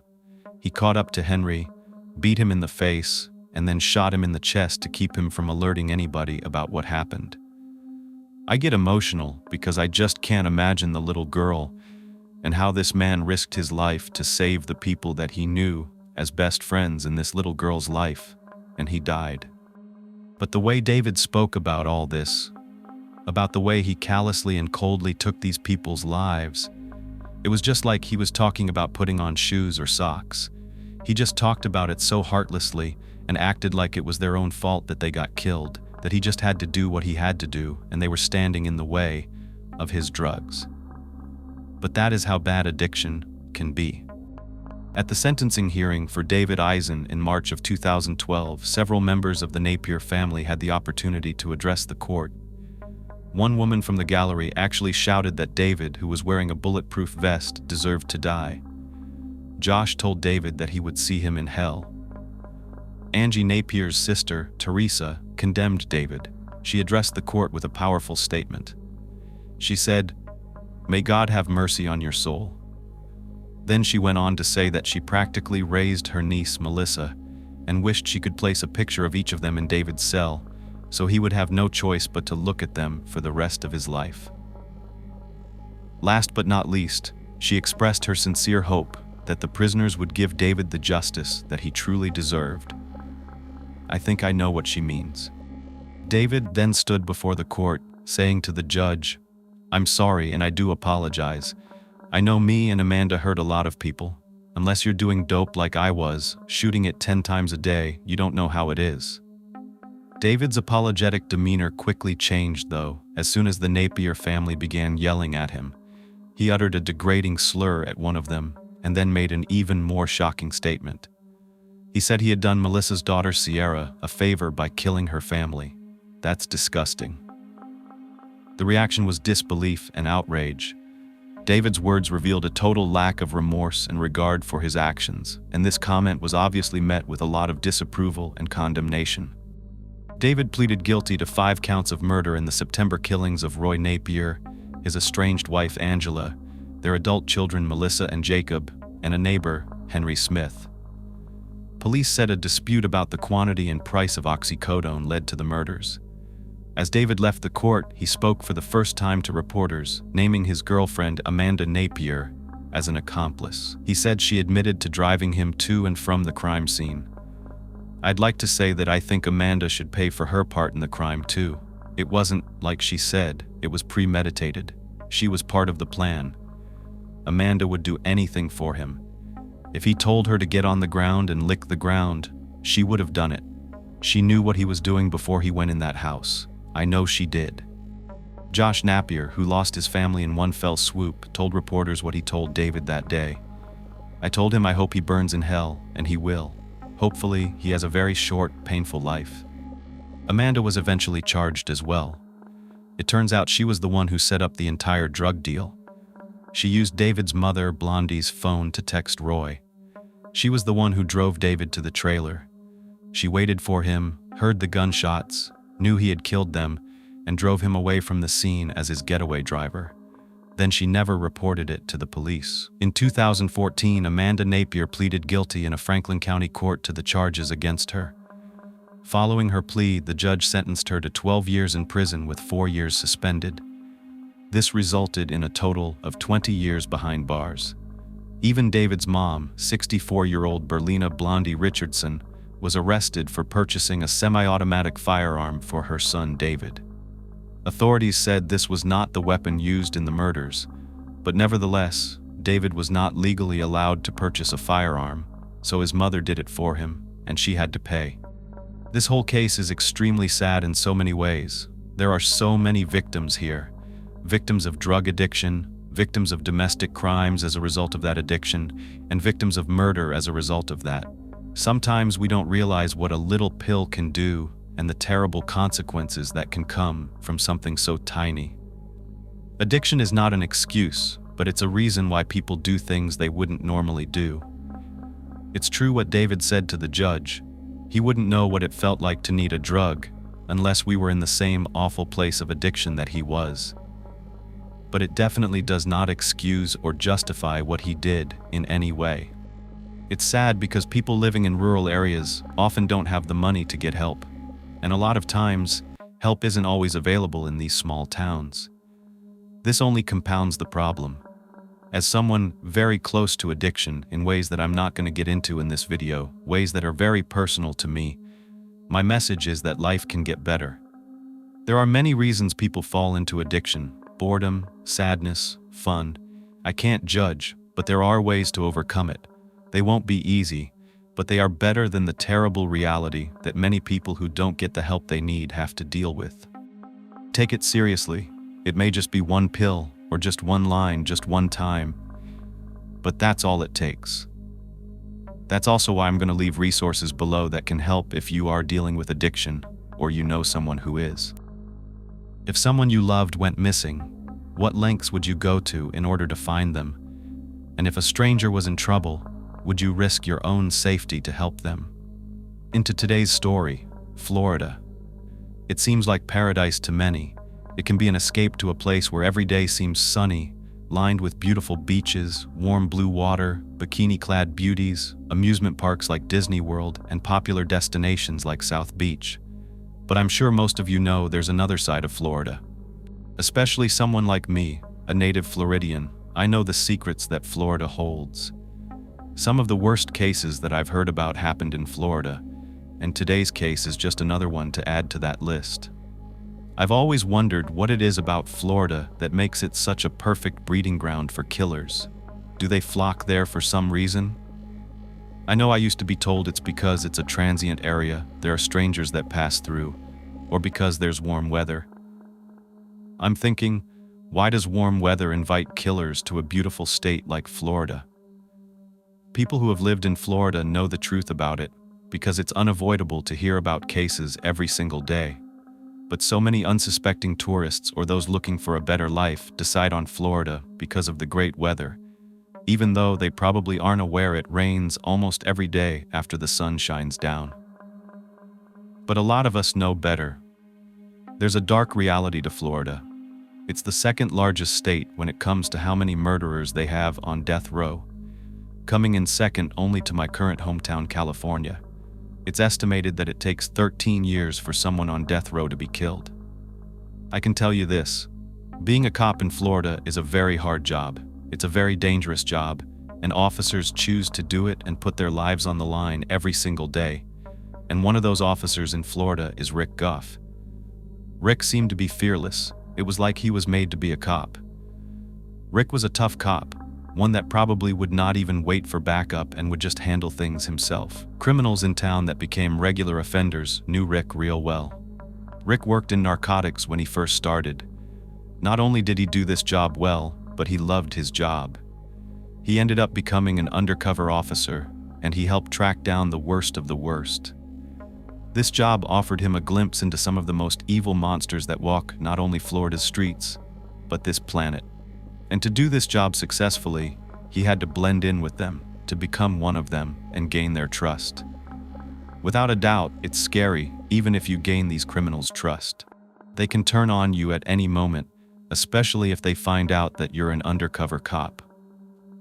There's one big reason Rick wouldn't want that to happen, and it's not just because he wouldn't want to get caught in the crossfire. It's because he had a beautiful family that he wanted to protect. Rick has 3 children with his wife Sue, Tyler, Amanda, and Denise. Even though he's strong and fearless on the job, he's different when it comes to his home life. He tends to be more of a helicopter parent, paranoid that at any moment someone could rush through his door to take revenge. Rick and Sue made their home in Inglewood, Florida. This is where they had their 3 children. Their first child was Denise Amber Guff. She was born on August 6, 1986. A few years later, after Denise was born, they had Tyler and Amanda. Creating a family gave Rick 4 more human lives to worry about besides his own. He knew what human beings were capable of. It's hard for any parent, especially when your children start growing up and having lives of their own. You want so badly, and I know this firsthand, to protect your children. We can't always be there every minute to make sure they're okay. His children grew up in a seaside community on Florida's Central Coast, and they lived the good life, the American dream. A beautiful family, a good-paying job, a safe neighborhood in the gorgeous, sunny state of Florida. Rick remembers when his first child was born. He remembers dropping Denise off at daycare, and as tough as he was as a cop, it was really hard letting her go. He even broke down and cried. This happens to parents. They could be really selfish before having children, and then all of a sudden there's this extension of them that they want to protect no matter what. It's so hard for us to give that control to someone else. Knowing all that he knew about the streets, Rick was terrified for his daughter, but he knew he had to let her go and grow into being her own person.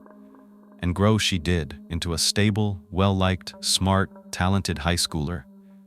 She played the flute in the high school band, and she was beautiful. She had dirty blonde hair and these beautiful blue-green eyes and a very lovely, sweet smile. Denise Amber Guff dreamed about becoming a wife and a mom, having a family, and a man that she loved. Taking care of her children, that was one of her biggest dreams. Denise was very studious in high school. She was the shy, quiet type. She would just put her head down and study. She also had this natural beauty about her. It was like she wasn't fully aware that she was beautiful. She was slim and athletic, 5 feet 2 inches and about 110 pounds. She wasn't just beautiful on the outside, she was beautiful on the inside as well. She was sweet, kind, and generous. During her senior year of high school, Denise started taking classes at a community college nearby. That's when she bumped into Nathan Lee. Nathan was 3 years older. He was popular, good-looking, and the captain of the baseball team. As they say, opposites do attract. Denise was the one who started their very first conversation. She knew she had to get up the nerve to talk to him, or else she would miss her chance. They ended up hitting it off. Nate was very surprised that Denise had made the first move, but he was glad that she did. They just clicked. They were meant to be. They were soulmates. The thing is, they met right before Valentine's Day, and their first date was on January 19th. So it's an awkward time to start a relationship. You have this new person in your life, and you don't know what's appropriate. Do you take them on a date? Do you get them a gift? Nate decided to buy Denise an inexpensive but very cute heart-shaped ring with a little gemstone in the middle. Though he only spent about $40, it became very special to Denise. She actually never took it off. Denise graduated from high school in 2005, and the couple decided to move to Tampa so she could attend college. But then they found out that she was pregnant. It wasn't planned, but they were extremely happy. Nate ended up proposing to Denise, and they got married. Denise was 19, and Nate was 21. Rick was a bit worried, even a little bit disappointed, that his daughter wasn't going to go to college. But she was an adult, and as hard as it was, he had to let go. Denise looked absolutely beautiful at her wedding. Everyone could tell that the couple was truly in love. Denise Amber Guff was now Denise Amber Lee. Even when Denise was given her beautiful new wedding ring, she still wore that special heart-shaped ring that Nate had given her on their very first Valentine's Day. Now, the young couple were not able to afford their own place, so they moved in with Denise's parents, Rick and Sue, until they could find a place of their own within their budget. Little did they know, in just 2 years' time, Denise would have 2 little boys of her own, Noah and Adam, only a year apart. They had created their own beautiful little family. Not having a lot of money wasn't that much of a big deal to them, because they knew if they worked hard, everything would work out. And Nate was working hard. He was working 3 jobs at the time to take care of them and save for their future. They always kept their eye out for a place of their own to rent, and they wanted a house that was close enough to their parents to stay in touch, but far enough away that it felt like they had their own lives. Finally, they had an opportunity to rent the perfect house at a great price that would be manageable for Nate. It was nice. It was brand new. It was a 3-bedroom, 2-bath home in a city called Northport in Sarasota County, Florida. Northport, Florida. Have you heard of it before? It might sound familiar to some of you, especially if you keep up with true crime cases, specifically the Gabby Petito case. Northport is where Brian Laundrie's parents' house was located, where reporters were camping outside. Northport Police was the department that was investigating the crime from Florida, the police department that worked with the FBI to investigate the swamp for Brian. That's Northport, Florida. That was the town Denise's dad didn't exactly want her to move to. It's not a bad area or anything like that, but back in 2008, the real estate bubble had burst. Subdivisions like the one this house was in were only half finished. The project was abandoned due to the market crash. Therefore, these houses were scattered all over the neighborhood. There would be a house and then a plot of empty land with yards with nothing in it, weeds just growing there. The neighboring houses weren't exactly close to one another. However, the house that the Lees were looking at did have one house next to it, so they wouldn't be completely alone on their street. Still, Rick was worried. Since that area was not built up, he considered it pretty rural. He thought it was way too far off the beaten path. It was in the middle of nowhere, but that's precisely why they could afford it. I'm going to show you additional pictures in just a few minutes to provide more details about how it looked and all of its characteristics. The Lees moved into their new home at 7912 Latour Avenue in Northport. Rick was happy for Denise. He just wished that she had gone a little bit slower in deciding to start a family and live separate from her parents. Rick didn't have the best feeling about all of it.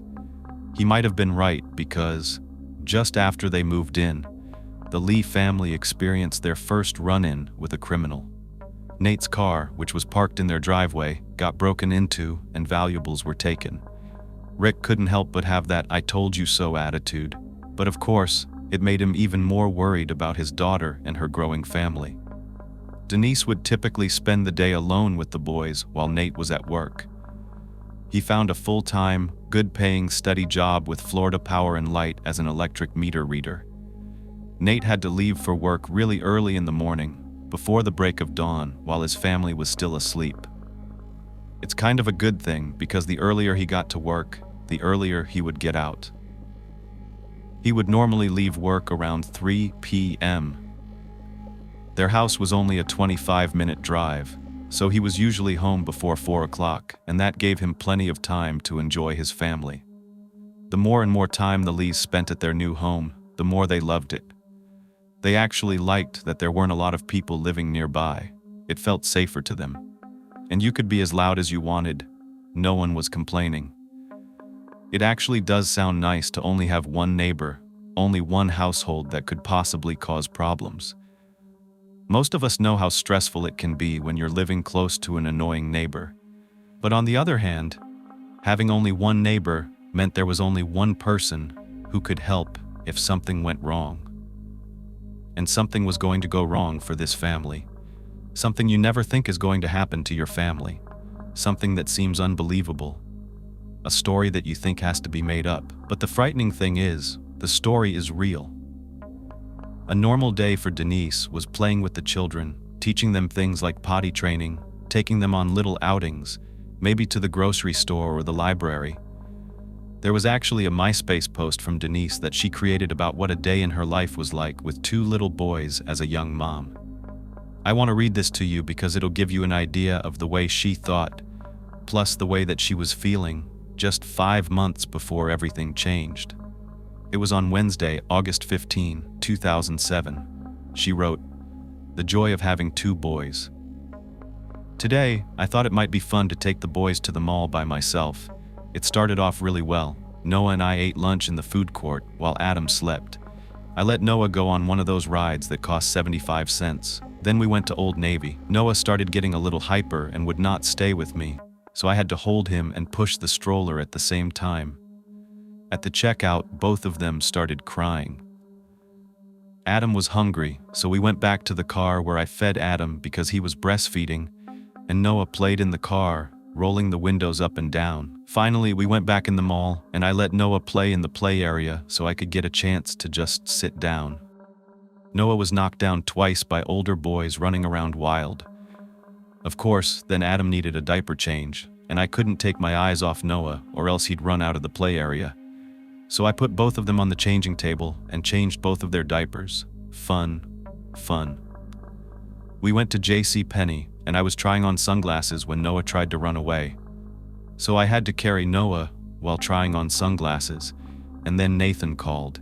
Both of the boys started crying at once, so I put Noah down and picked up Adam. Noah thought it would be funny to run away again, so I caught him while I was holding Adam and put Noah in the stroller. An old man even commented that I had my hands full, and he said he checked in the bottom of the basket to make sure I didn't have a third one. Lol. Can you imagine if I had 3?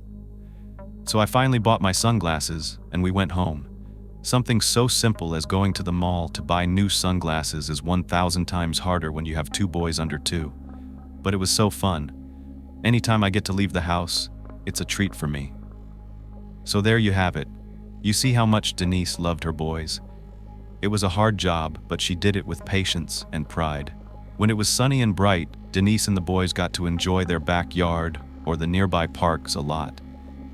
January 17th, 2008 started like any other day for the Lee family. Nate left the house early, before Denise had even gotten up. When she did, Denise did her everyday routine with the boys. However, something different was going to happen that day. It was normal for Nate and Denise to speak periodically throughout their day.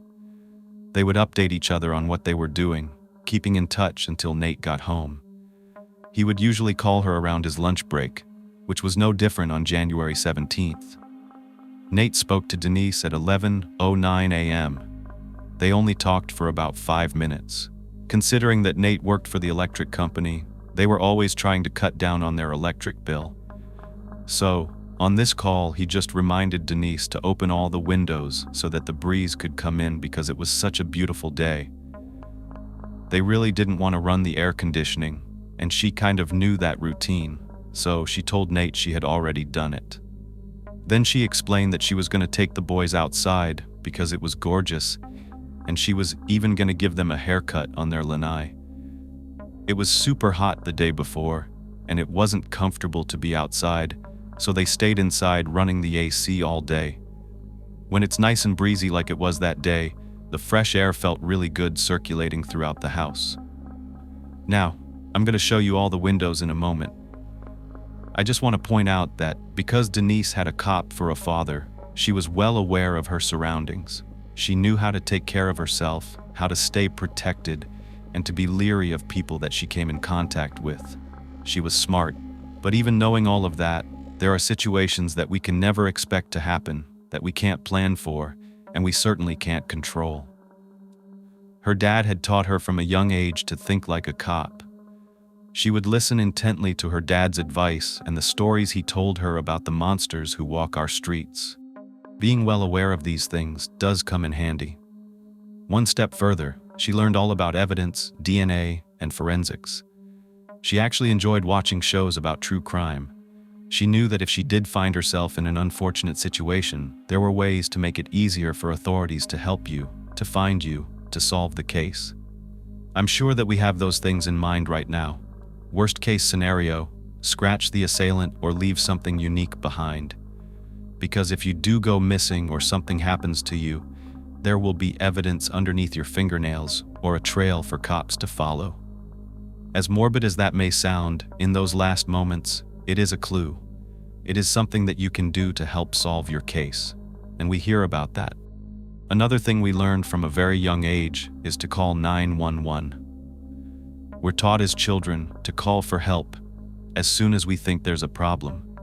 Denise was brought up to trust law enforcement, to know that they were going to be there to help. We put so much faith into law enforcement and the processes and procedures that have been set in place to save our lives.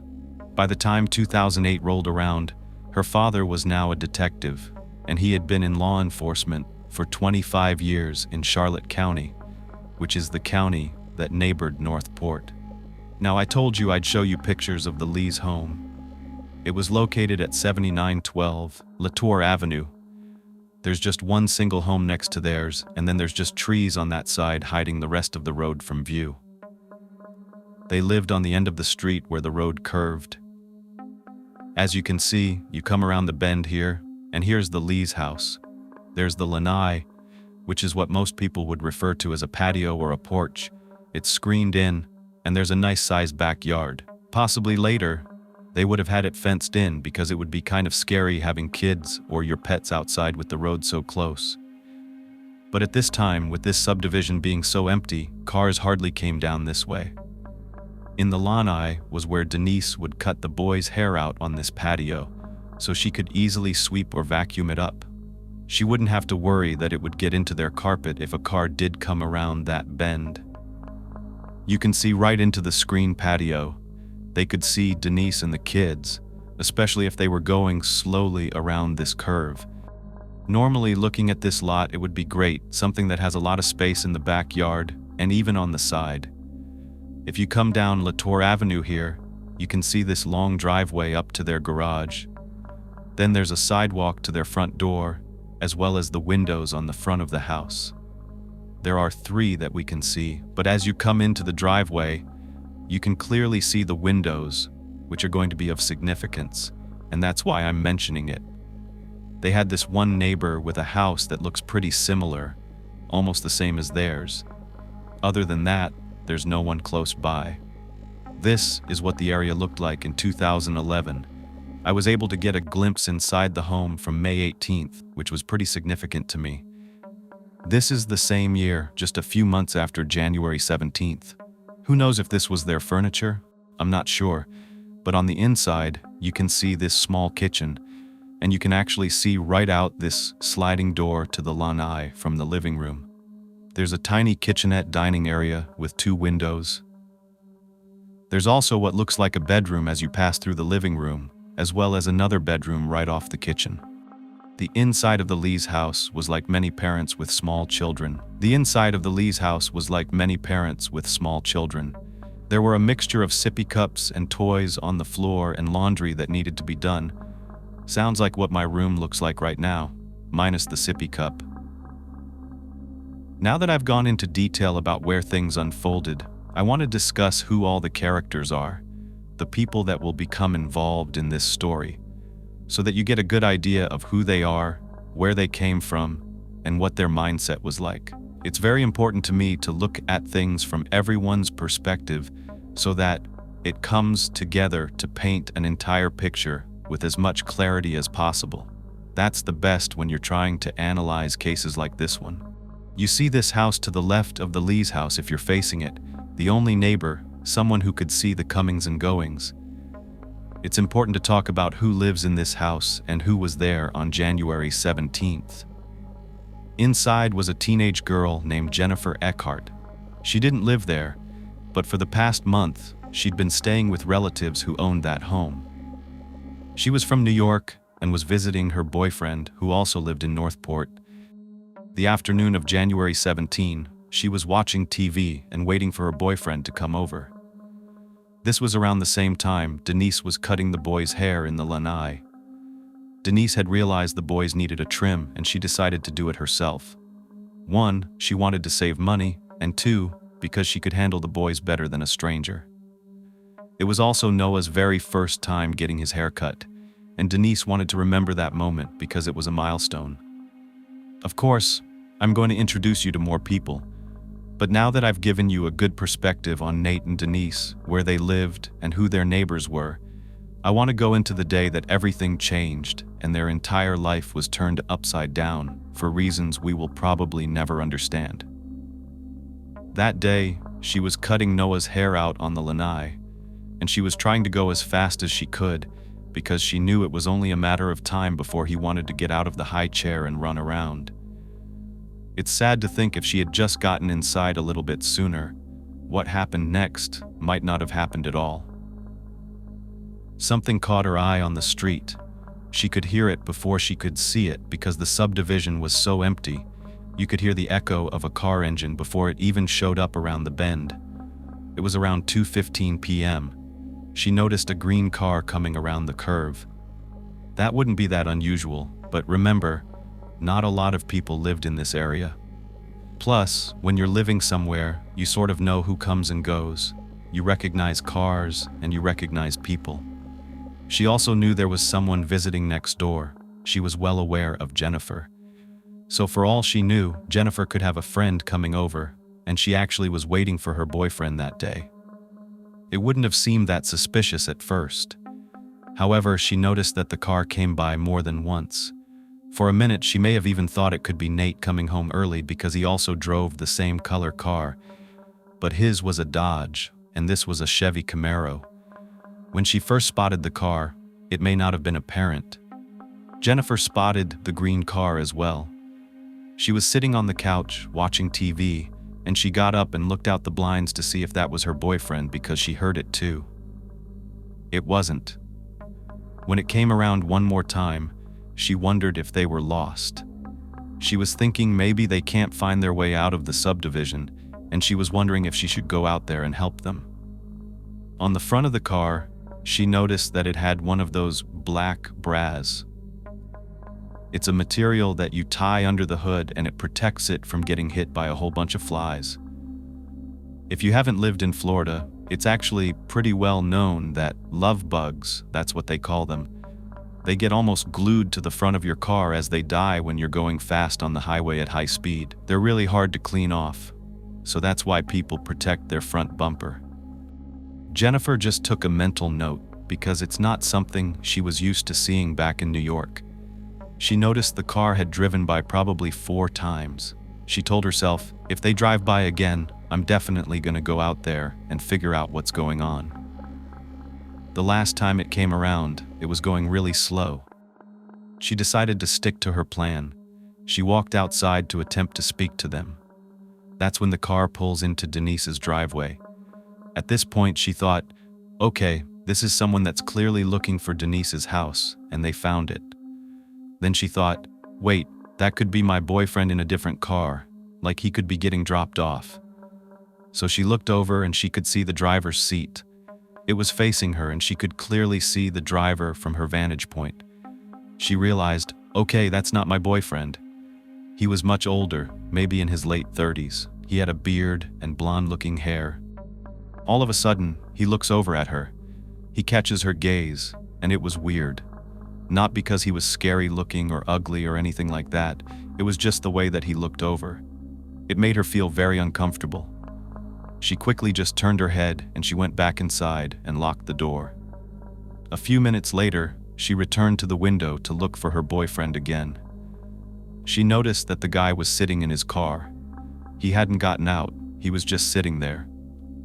Considering that Jennifer wasn't a resident of this area, she had no idea what kind of cars came up and down the street.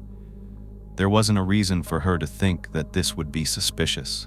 But sometimes we have a gut feeling, and I think that's what Jennifer was experiencing in that moment. About 15 minutes later, she looks outside once again because she hears the car start. This time, she saw the green car pulling out of Denise's driveway and leaving down the road past the house she was in. He drove right past her on Latour Avenue, and as she's looking at the car, she doesn't notice anyone else in the car but him. She didn't think anything of it. The driver of the car was Michael Lee King. I wouldn't exactly say he was lost in the neighborhood, but he was definitely lost on his path in life. He was struggling. He had just lost his job, and he was in the middle of looking for another one. Michael wasn't a bad guy, but he didn't have a perfect childhood. He wouldn't necessarily have said that he had a bad one either, but something that stood out from his childhood was what happened to him when he was only 6. Michael grew up in Michigan, and everyone called him Mikey. He was a super cute little boy. He and his siblings were playing in the snow in Michigan one winter. He was on a sled being pulled by a snowmobile that his brother was driving. Mikey was supposed to let go so he could go down the hill, but instead he kept holding onto the rope. Then the most horrible thing happened. He flew right off the sled at a very high speed, and his head slammed right into a pole. Everyone thought he was dead. They were screaming, they were crying, and they were rushing towards him, and all they saw was the dark red blood in the snow. They rushed him inside, and his head was already starting to swell, and there were no signs of life coming from him at that time. They were in such shock about what had just happened, they probably didn't even notice whether he was breathing. They rushed him right to the hospital, and luckily, they were able to save his life. However, Mikey did change after that. Unfortunately, by the time he made it to the first grade, he was classified as learning impaired. It was very hard for him to make friends or do well in school, so he became withdrawn. By the time he was in high school, he realized it was too much for him to handle. He dropped out so he could attend a trade school, and he was on track to become a plumber. Now, despite any stigma that surrounds plumbers, they make a pretty good salary, believe it or not. And even though he was a bit slow, so to speak, he was a really good plumber. He landed a full-time, high-paying apprentice job at a well-known plumbing company, and his career advanced from there. Mike even met a woman named Danielle, and they fell in love. They got married and had a son together, who they named Matthew, but affectionately called Maddie. Unfortunately, they had problems which led to divorce, and Mike and his son moved to Florida in 2002 so they could be closer to Mike's family. Mike loved his son so much. He noticed that Maddie was a very bright, good student with a lot of friends. Mike knew that his son would do very well and be way better off than himself. A lot of times, Mike would actually ask Maddie for help understanding things, whether it was reading big words or doing a math problem that would help him to rebuild something for his plumbing business. Something else that was different about Mike than most people was that he was a pathological liar, but not for the reasons you might have heard before. Mike didn't know how to keep up with other people's. A lot of times he resorted to lying so that he felt like he was like everybody else. I mean, he would lie about the weirdest things, though. For example, he told people that he was a stripper. That's kind of interesting. Or he would lie about being friends with celebrities like Kid Rock. You might not even know who that is, but that was a big celebrity back then. I guess he'd even lie about taking trips to California when he had never even been there before. The lies would change depending on what crowd he was with. The lies might have made him feel better, but to the people around him, they knew better than to think that any of these things were even possible. But like many pathological liars, sometimes he would believe his lies, or he would even lie about lying. But unlike a lot of professional pathological liars, Mike was not a good liar.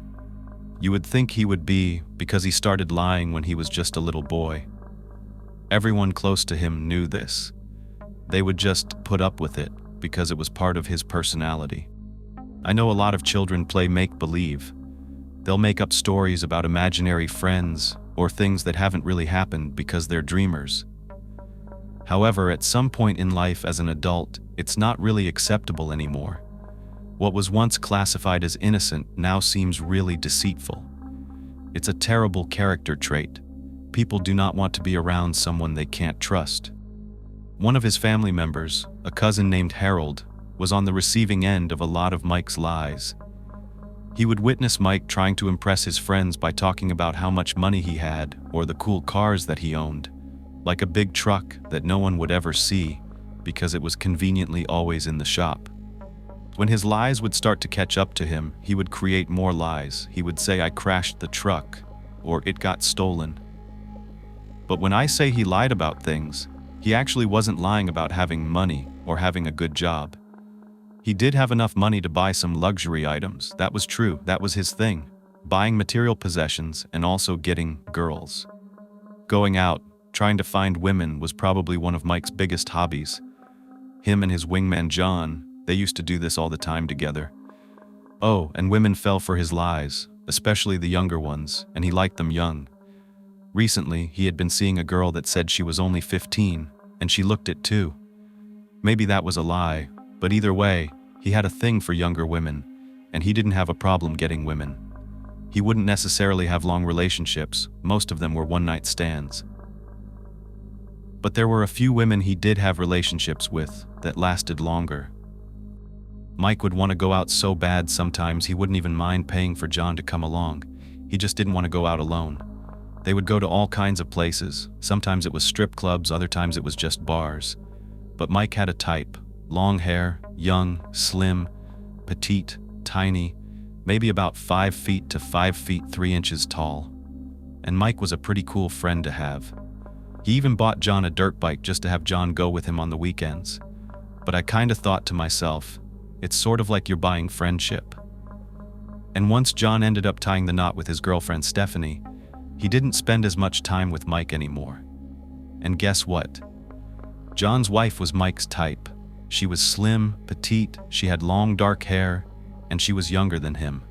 Mike had no problem hanging out with John and his new wife, and it didn't take long before he started telling her lies about John. He even told Stephanie that John was out cheating with another woman. So, of course, she's younger, she looks up to Mike, and she starts crying on his shoulder. He's comforting her, and this ends up turning into an affair.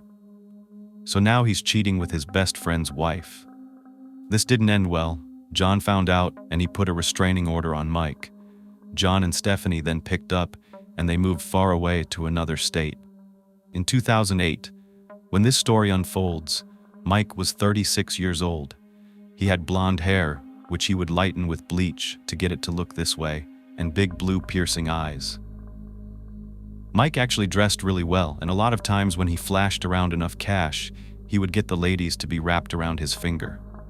Actually, a lot of the times these women would go out of their way to flirt with him because he wasn't bad looking, especially because of his eyes. They were captivating. Some ladies probably couldn't care less what color eyes he had because they were attracted to fast cars, money, motorcycles, and he was the type of guy who doted on the girls with gifts and things like that. Mike loved cars. He had several. He had a Corvette, a Mustang, and a Camaro. But it wasn't just about the cars and the good times. Women also like men who have a stable job and are hard workers, and that was Mike. He was smart enough never to get into drugs and alcohol, so when he went out, he wouldn't party with substances. He was there for one reason: to meet the ladies.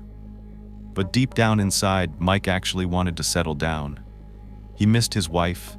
He wished he could find someone that would be loyal and that he could get along with. He wanted to find his soulmate. It had been 10 years since his divorce, and Danielle left him for another man that she met on the internet, so it was really tough. There was another woman finally that he fell deeply in love with, and he thought he was going to spend the rest of his life with her. Her name is Jennifer Robb, not to be confused with the teenager who lived next door to Denise. So I'm going to be calling Mike's girlfriend Jen.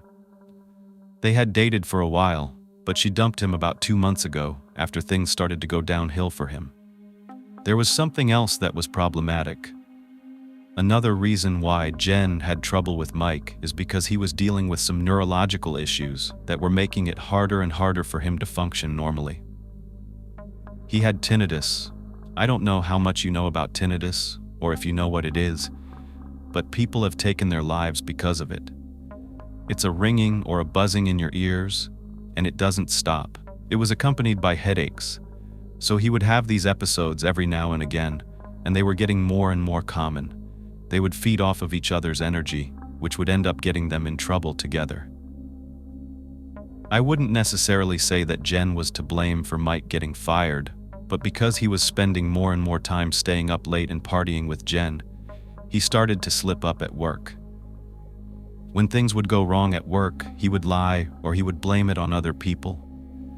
But it was apparent that Mike was slipping up time and time again, and he would be given another chance because he was such a hard worker.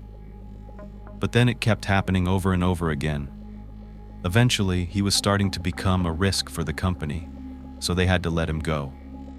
Mike was depressed. He had lost who he thought was the love of his life. He had lost his job. Even his son, someone he had been able to count on, left him. Maddie was now 12 years old, and he moved back to Michigan to live with his mom, Danielle. This was just that downward spiral that eventually led Mike to drive by Denise's house on January 17th, 2008 around 2:15 p.m. And that's why I say he wasn't lost that day on Latour Avenue, but he was lost in life. That morning was like any other, back at Mike's house at 3493 Sardinia Avenue in Northport. His next-door neighbor Dana saw him pulling out of his driveway, and she actually thought to herself, "I hope he never comes back." You might be wondering why. I know I was when I was reading the story. What had he done to this neighbor? Dana Lewis lived with her mom, Oma Mae Bird. They were from Kentucky. About 7 years ago, they decided to move to Northport, and then about 6 months later, Mike moved in next door to them. Oma's grandson, Austin, used to play with Mike's son, Maddie, and everything seemed to be great. One time when Danielle was visiting Mike with Maddie, she got into an argument with Dana, but they sorted it out and came to an understanding. But during that conversation, she caught a glimpse inside Mike's world. Danielle told her that he would fly off the handle, except he wouldn't do it with his son, only with Danielle. And then she remembers that Jen was living there as well. Jen had been living there for a while. She, Mike, and Maddie were like a family, and they would do all kinds of normal things. But Dana remembers at one point, all the neighbors began competing with one another to see who had better things. And when I say all the neighbors, it was basically 3 neighbors in this area, mostly Dana and Mike. They wanted to see who had nicer cars, nicer lawns. I'm sure you have heard the phrase, keeping up with the Joneses. That's what we're talking about. At first, Dana and Oma thought it was all in good fun. It was just a neighborly thing. That Mike was like any other neighbor. There wasn't even anything to complain about. There was nothing wrong with him. He didn't play loud music. He didn't have weirdos walking around outside the house or anything. But something unusual happened. When Dana bought a new Cadillac, it was a really nice one, and she had worked hard for it. She definitely didn't purchase it to one-up anyone. This is just something she wanted. But Mike did not see it that way. Before her Cadillac came along, he had the nicest cars on the block. One day, she walks outside to get in her car, and she noticed all of her tires were slashed. Not only that, there were eggs all over her car, just sizzling in the Florida sun and tarnishing her paint. Dana suspected it was Mike. Who else would it have been? Who would do that? Who would care enough to ruin something that Dana owned? So Oma and Dana were convinced that Mike did it because he wanted to be the only one with nice things. After this incident, he no longer even spoke to them anymore. Then something else happened. After Oma decided to have a nice in-ground pool put in, something that she had wanted to do for many years, it was some time after Mike went out and bought his own pool, an above-ground one. He put it up in the backyard and invited all the kids over to enjoy it. Well, Oma finally saved up enough to get a pool of her own. As soon as they were breaking ground and laying down the cement, Mike had to make a comment. Remember, her decision to get a pool has nothing to do with me, yet he comes over and starts telling them, "Oh, I'm going to get a pool too, and it's going to be a bigger one." Once the pool was finished, she saw him staring over as the kids were smiling, laughing, playing, and carrying on in this fresh, sparkling water, having a good time. Even his son, Maddie, was over taking a swim. But Mike would just stand there giving her dirty looks. Finally, Oma decided to put a fence around their backyard, not because of Mike and how close his house was to hers, but just for safety and privacy. That's all. Well, Mike believes she did it to spite him. Anytime they were swimming, he would run his lawnmower right up next to their new fence. It would spew all these wet blades of grass over the fence, stain the wood, and all the dust, particles, and gasoline fumes would be flying over into their yard. So it was really hard to enjoy. He would also never leave his driveway in a civilized manner.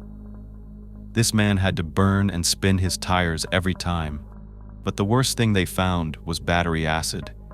It had been thrown all over their pool floats and all their pool supplies, and it burned right through everything.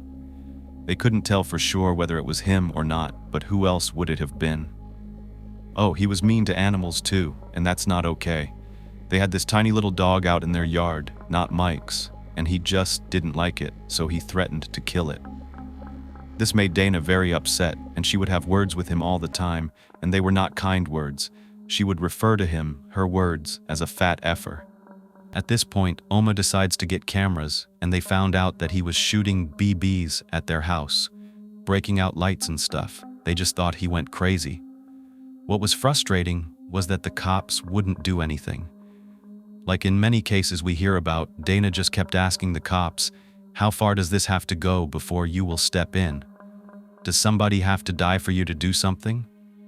Mike had no criminal record, and the cops didn't have that much evidence of anything illegal. They wouldn't even watch the videotape. These things just were not high on their list of priorities, and they considered his shenanigans just innocent pranks. The cops told Dana, "Go over there and solve it with him. You guys are adults. Talk to him and find out what the problem is." But to her, it was well beyond that. So, what was it about these neighbors that pissed him off so much? Oma said she thought she knew.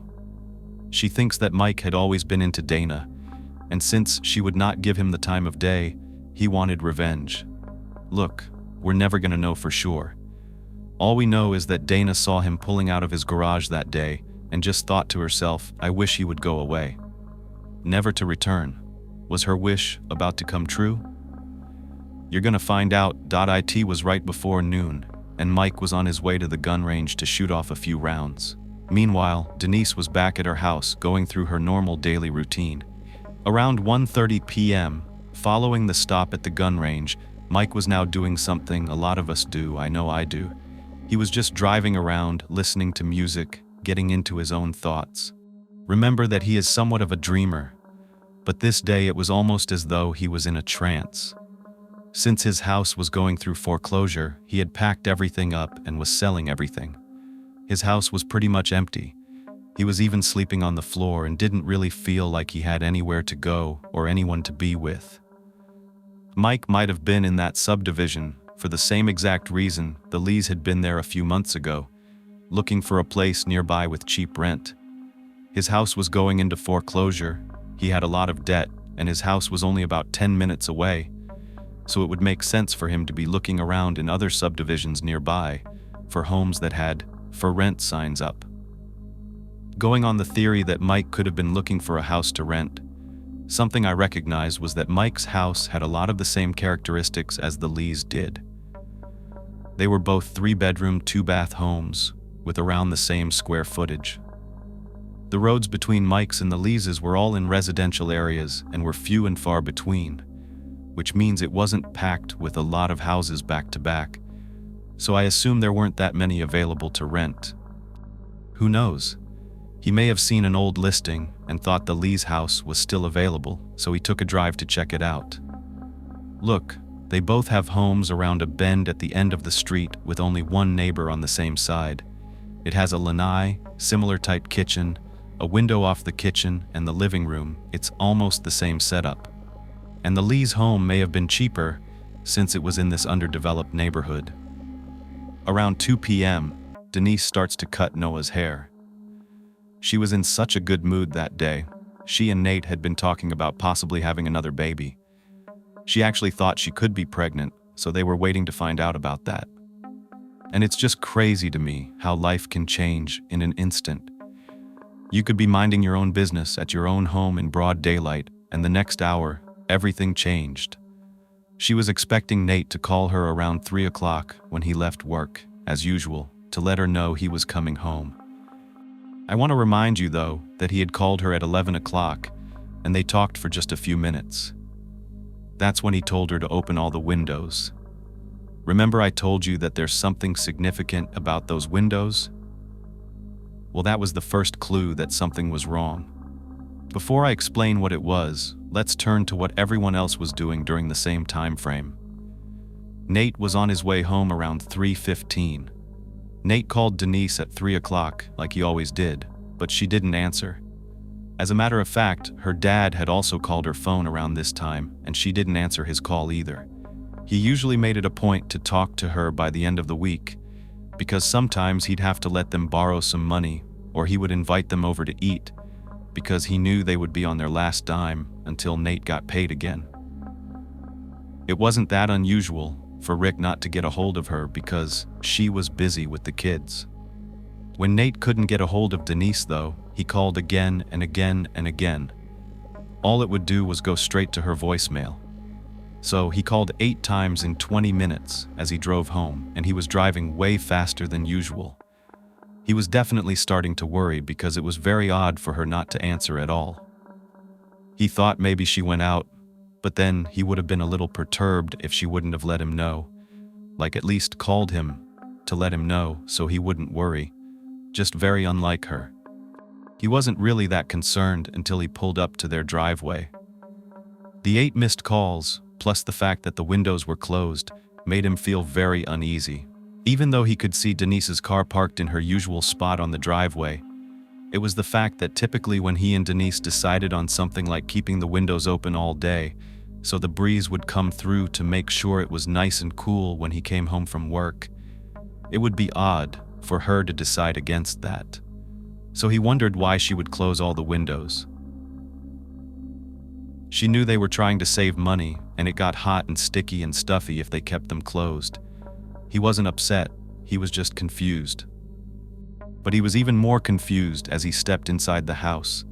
It was humid and sticky, as he assumed it would be, but it was what he heard that concerned him. All he could hear were his kids crying. He kept calling Denise's name over and over again, looking around confused about why she's not coming out when he called her. Denise, being raised the way that she did, she knew her surroundings. She tried to make the very best decisions to keep herself and her family safe at all times. And you know how Mike is, he's got this jealous nature. Maybe when he drove by and realized that the home had been rented, he felt upset. He was missing out on chances left and right. Nothing was going his way, and this was just another thing to add to the list. We will never know exactly why Mike was driving in that subdivision, but we do know he spotted Denise as he was coming around that bend. He would have been able to see her out on the lanai with Noah. Who knows if he even noticed that she had a child out there, but there's no doubt he could see right into the screened area, right at Denise. She was his type, young, slender, and petite. She looked younger than she was, almost like a teen. He was in a low place in life, and maybe monsters like this need to take out their aggression on someone weaker than them. Maybe he was so upset that he wasn't getting what he wanted in life. He felt like taking something that wasn't his. Mike drove around several times. The second to the last time he made his way around the Tor Avenue, he was almost at a crawl. You've got to be a heartless person if you see a mother with 2 young children and have no compassion in your heart to know that you're ripping her away from her children, that you're about to do something so terrible to her. Mike was a father, and though he doesn't stop to think for a second, how would he feel if this was happening to his son, or his mother, or the mother of his child? What do you think you could have done if you were in Denise's position, confronted with this armed man that's 200 pounds? We know Denise didn't want anything to happen to those babies, so she must have convinced Mike to let her put the boys in the house. She closed all the windows. Why? It could have been Mike, but there are 3 theories. Tell me which one makes the most sense to you. 1. Mike told her to because the babies were screaming, and she might have been screaming too, and he didn't want to draw any attention to the home. 2. She did it because it would be an outward signal to Nate that something was wrong, cleverly leaving behind a message that she did it because she was forced to do it, because she knew it would draw attention and leave a clue behind. 3. Because she was afraid if she left them open, the babies could get out. Somehow, after she was taken, whatever the reason, someone closed the windows. She knew in that moment what was going to happen. Women know. They know there's probably just one thing that these men want to do to them, or maybe 2 if they don't let them live. It would be so terrifying to think you have no control over what's going to happen next. You have no idea what's going to happen. And for Denise, thinking about all that, plus not wanting anything to happen to her babies, we're never going to know exactly what she said to Mike. But it's apparent that he allowed her to leave the boys behind. Maybe they were going to be too much trouble because the heinous acts that he was about to commit were not ones he wanted to do at Denise's house. Probably because he knew that somebody would be coming back. Her husband, maybe. She said that. Maybe she made a threat. Maybe she told him, "My husband will be home any minute." But it was actually true. What's sad is that Nate barely missed Denise as she was put inside Mike's car and abducted by him. It's too bad the neighbor wasn't looking outside at that exact moment that Denise was forced into the back seat at gunpoint. It wasn't until Jennifer heard his car that she made her way back to the window, which we talked about before, and she appeared outside. By that time, Mike was already passing in front of her house. She did not see anyone but him in the car, and she did not see him putting anyone into the car. When Nate entered the house around 3:25 p.m. and heard his sons crying, he walked into the room to find them both in the same crib, which was very unusual. He was going room to room, and he did not know what to think. He did start taking a mental note of everything he saw, and he noticed she had put some clean clothes out as though she was going to change into them. He saw a high chair on the back of the lanai with hair on the floor, and he knew she would have never left the chair out there or the hair. He was certain she would not have left it like that. As he was looking around, he noticed that her purse, her keys, and her phone were still there. The front door was locked, so he knew she probably had to make her way through the sliding glass door and out the lanai. In these situations, before you freak out, you try your best to think of reasons why this would be happening. His first thought was maybe she locked herself out. We don't have to wonder exactly what Nate stumbled upon when he got home or the way he felt, because we have a 911 call. And I'm going to play that for you right now, but I just want you to know there are going to be a few more 911 calls after this, so just bear in mind you're going to be hearing real calls from people in this case. This one was the first one to come in, and it's from Nate at around 3:29 p.m. After realizing Denise wasn't there, before he called 911, he called Denise's mother, and she hadn't heard from Denise either. Now she's racing over there as Nate called the cops. After hanging up with 911, Nate called Rick to let him know the bad news. He says, "I can't find Denise, she's missing." Rick's thrown off guard. He couldn't even think. He couldn't believe the words that were coming out of Nate's mouth, and he wanted to know exactly what he meant by that. He needed details. How long has she been gone? When was the last time you talked to her? Where could she be? Where have you already looked? This is what Rick did for over 2 decades. He tracked people down, he worked on missing persons, and he worked with absolute monsters. He wasn't able to connect that this was going to touch so close to home for him. The cops arrived around 3:45 at Denise's house. And of course, we have to keep in mind that spouses or anyone close to the victim or the person that's missing or assumed missing is going to be suspicious. But they could tell after talking to Nate that he was completely distraught. Rick knows he's got to act fast, so he immediately calls his chief and he begs him to help them, even though this is not his department's jurisdiction. He didn't even have much information. He just knew we have to start looking for her right away. And the police force did not hesitate. This was one of their own. At this point, Rick is pressing Nate for more information. He asks, "Were you guys in a fight? What was she wearing?" Nate says, "No, we didn't get in a fight. I have no idea what she was wearing. I was at work." The cops start walking around the house, trying to see if anything's out of place. Nate tells them that everything looks normal, except for the fact that Denise is not there, and her keys, her car, her purse, and her phone were where she would have never left them. Denise's mom finally shows up, and she takes the boys back to her house because it's too much for these little boys to handle. They go to interview one of the only witnesses nearby, which was the teenager next door. She could not believe what she was seeing. She thought there was something peculiar about that man driving that Camaro, and to look over and see all those cops next door, it was horrifying. She thought it could be her. It could have been her. It's hard because you're left feeling like you could have done more, but what could she have done? Called the police and said there's a suspicious car in a driveway. I mean, again, not on their list of priorities. She was questioned thoroughly by the police. She said she didn't see anyone in the car with that man.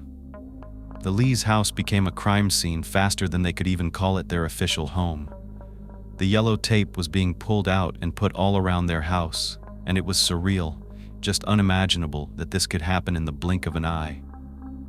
Rick was probably the most taken aback by what was going on. It was like he was in a dream. He had done this time and time again, but this time it was different. He then called the Northport Police Department and begged them to let him get his own guys to work on the case, even though this wasn't his jurisdiction. But he knew his daughter would not have gone away by herself, that this was definitely a missing person. His team was on it. They sent out canines, they went to all different places around the house, they had helicopters in the sky, and they had teams out there searching for his daughter. That's when they put out a bolo, be on the lookout, and they had as many cops as they could from both jurisdictions on the case. But what they didn't know was Denise was being held captive by her kidnapper. Mike pulled into his own driveway near his empty house where he forced Denise inside. He tied up her wrists, and we will not know how many times this man violated her, but he did, in more ways than one, and in more areas than one, in a very violent manner. Like I explained, Mike's life was out of control. He wasn't getting what he wanted, so he stole what he wanted from an innocent person. The bolo didn't go out until an hour and a half after Denise had been reported missing, and by 6:15, they get another 911 call. We always want to know, or at least I do, how the victim was feeling and what they were thinking, what was going through their mind.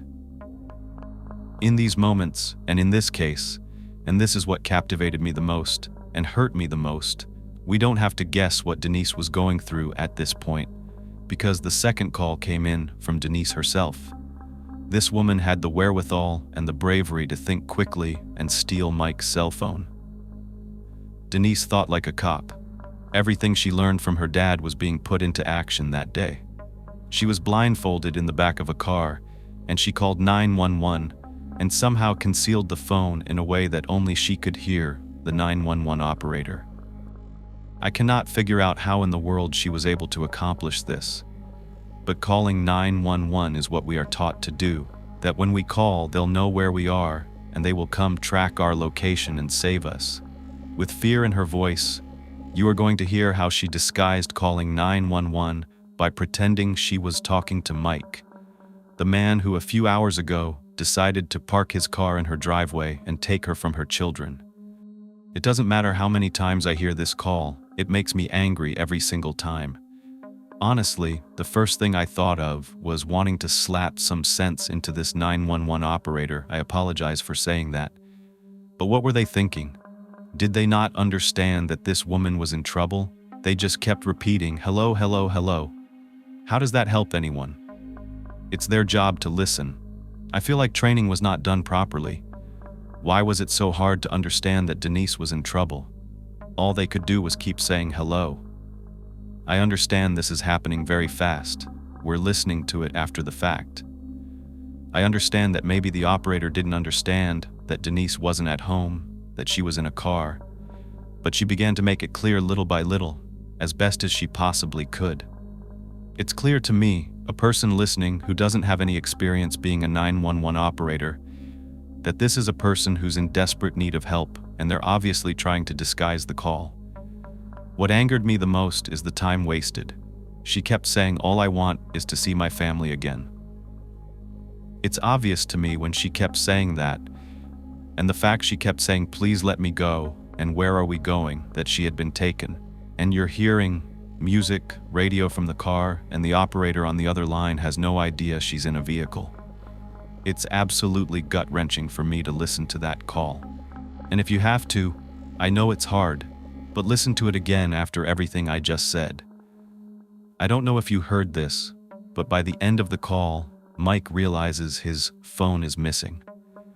I don't even know how she was able to get the phone in the first place, but to think she had that phone, this is something that many victims never even get a chance to do. And then she called the people that she had always been told were there to help. They're there to rescue you. And what hurt me really bad was that she kept telling him she was sorry. Sorry for what? This woman didn't do anything wrong. She had nothing to be sorry for. But it was because she was causing a scene. Who wouldn't?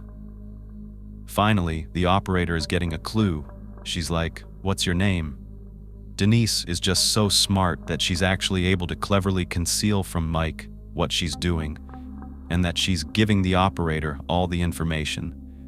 So now this operator knows her name, figures out that she's on the road, that she's blindfolded, even what her address is. What more could she have needed? All the while, You can hear that country music, and it's eerie. I don't know for sure, but it sounds like at some point Mike may have stopped the car, because at the end you could really hear Denise talking to the operator without having to conceal it as much.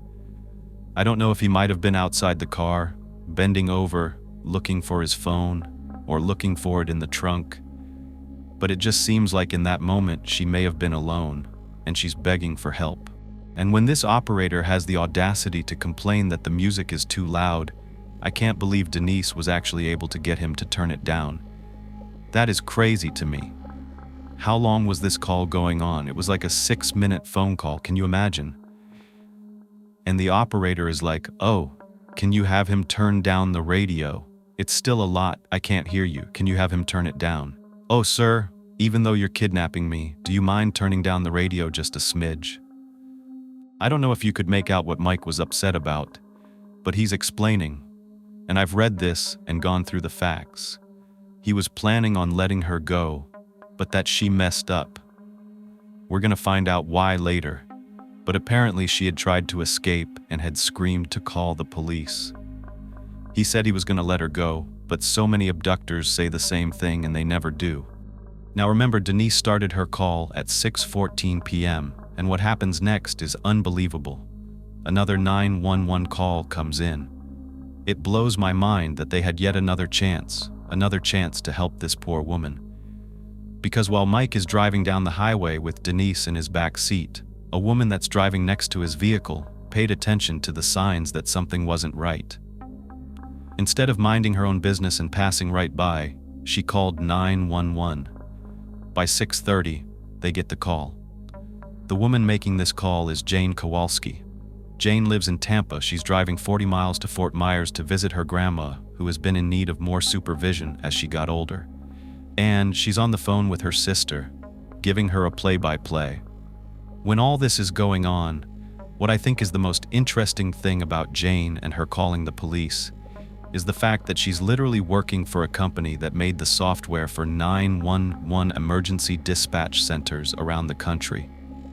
It just seems like the perfect combination of all the things coming together to help locate Denise. It's like the stars were aligning for this woman. She's driving on Highway 41 next to the green Camaro when she stops at a traffic light.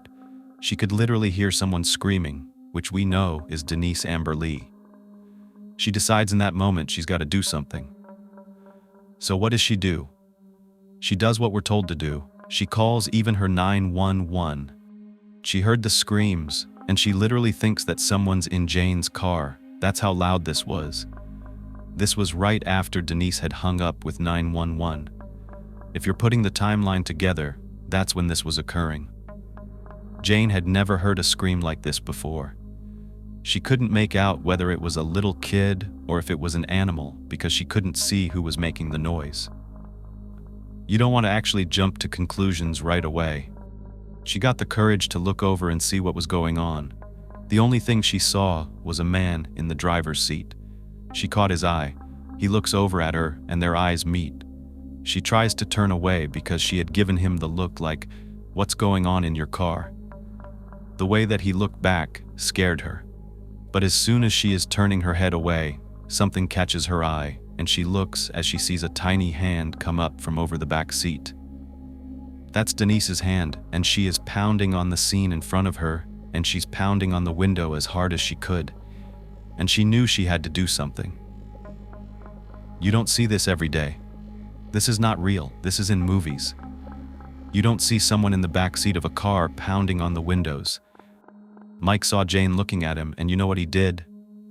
He turned around and he pushed Denise's head back down into the back seat. When Jane locked eyes with him, it freaked her out. He was scary looking. You don't know what this person's capable of, but she didn't back down. She was determined to get his license plate number. She was just waiting for him to go forward, but then he wasn't moving. After he realized that Jane saw him, he knew if he passed her, she would get his license plate number. So he slowed down, and she tried to slow down to try to be at the same pace. But it was rush hour on a Thursday. There were people honking their horns. She was in a lot of traffic. This was a main highway, so she felt she had to speed up, and that's when Mike got right behind her. License plates on cars in Florida are not like they are in other states. They don't have license plates on the front of the car, they only have them on the back of the car. So this is probably his way of concealing his license plate. She can't just look in her rearview mirror and get the number. She would have to be behind him. And now Jane realizes he's behind her and he can get her license plate number. But I think that he saw me look at him, and I'm not trying to be overdramatic here, but something's going on because he's going even slower now. The vehicle had a white male driver.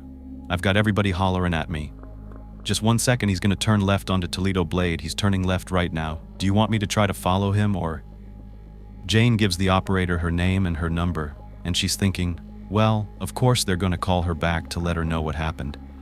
She even pulls over and waits for a while, but she never gets a phone call back. She can't stop thinking about this. Was it a prank? Was it real? Was it fake?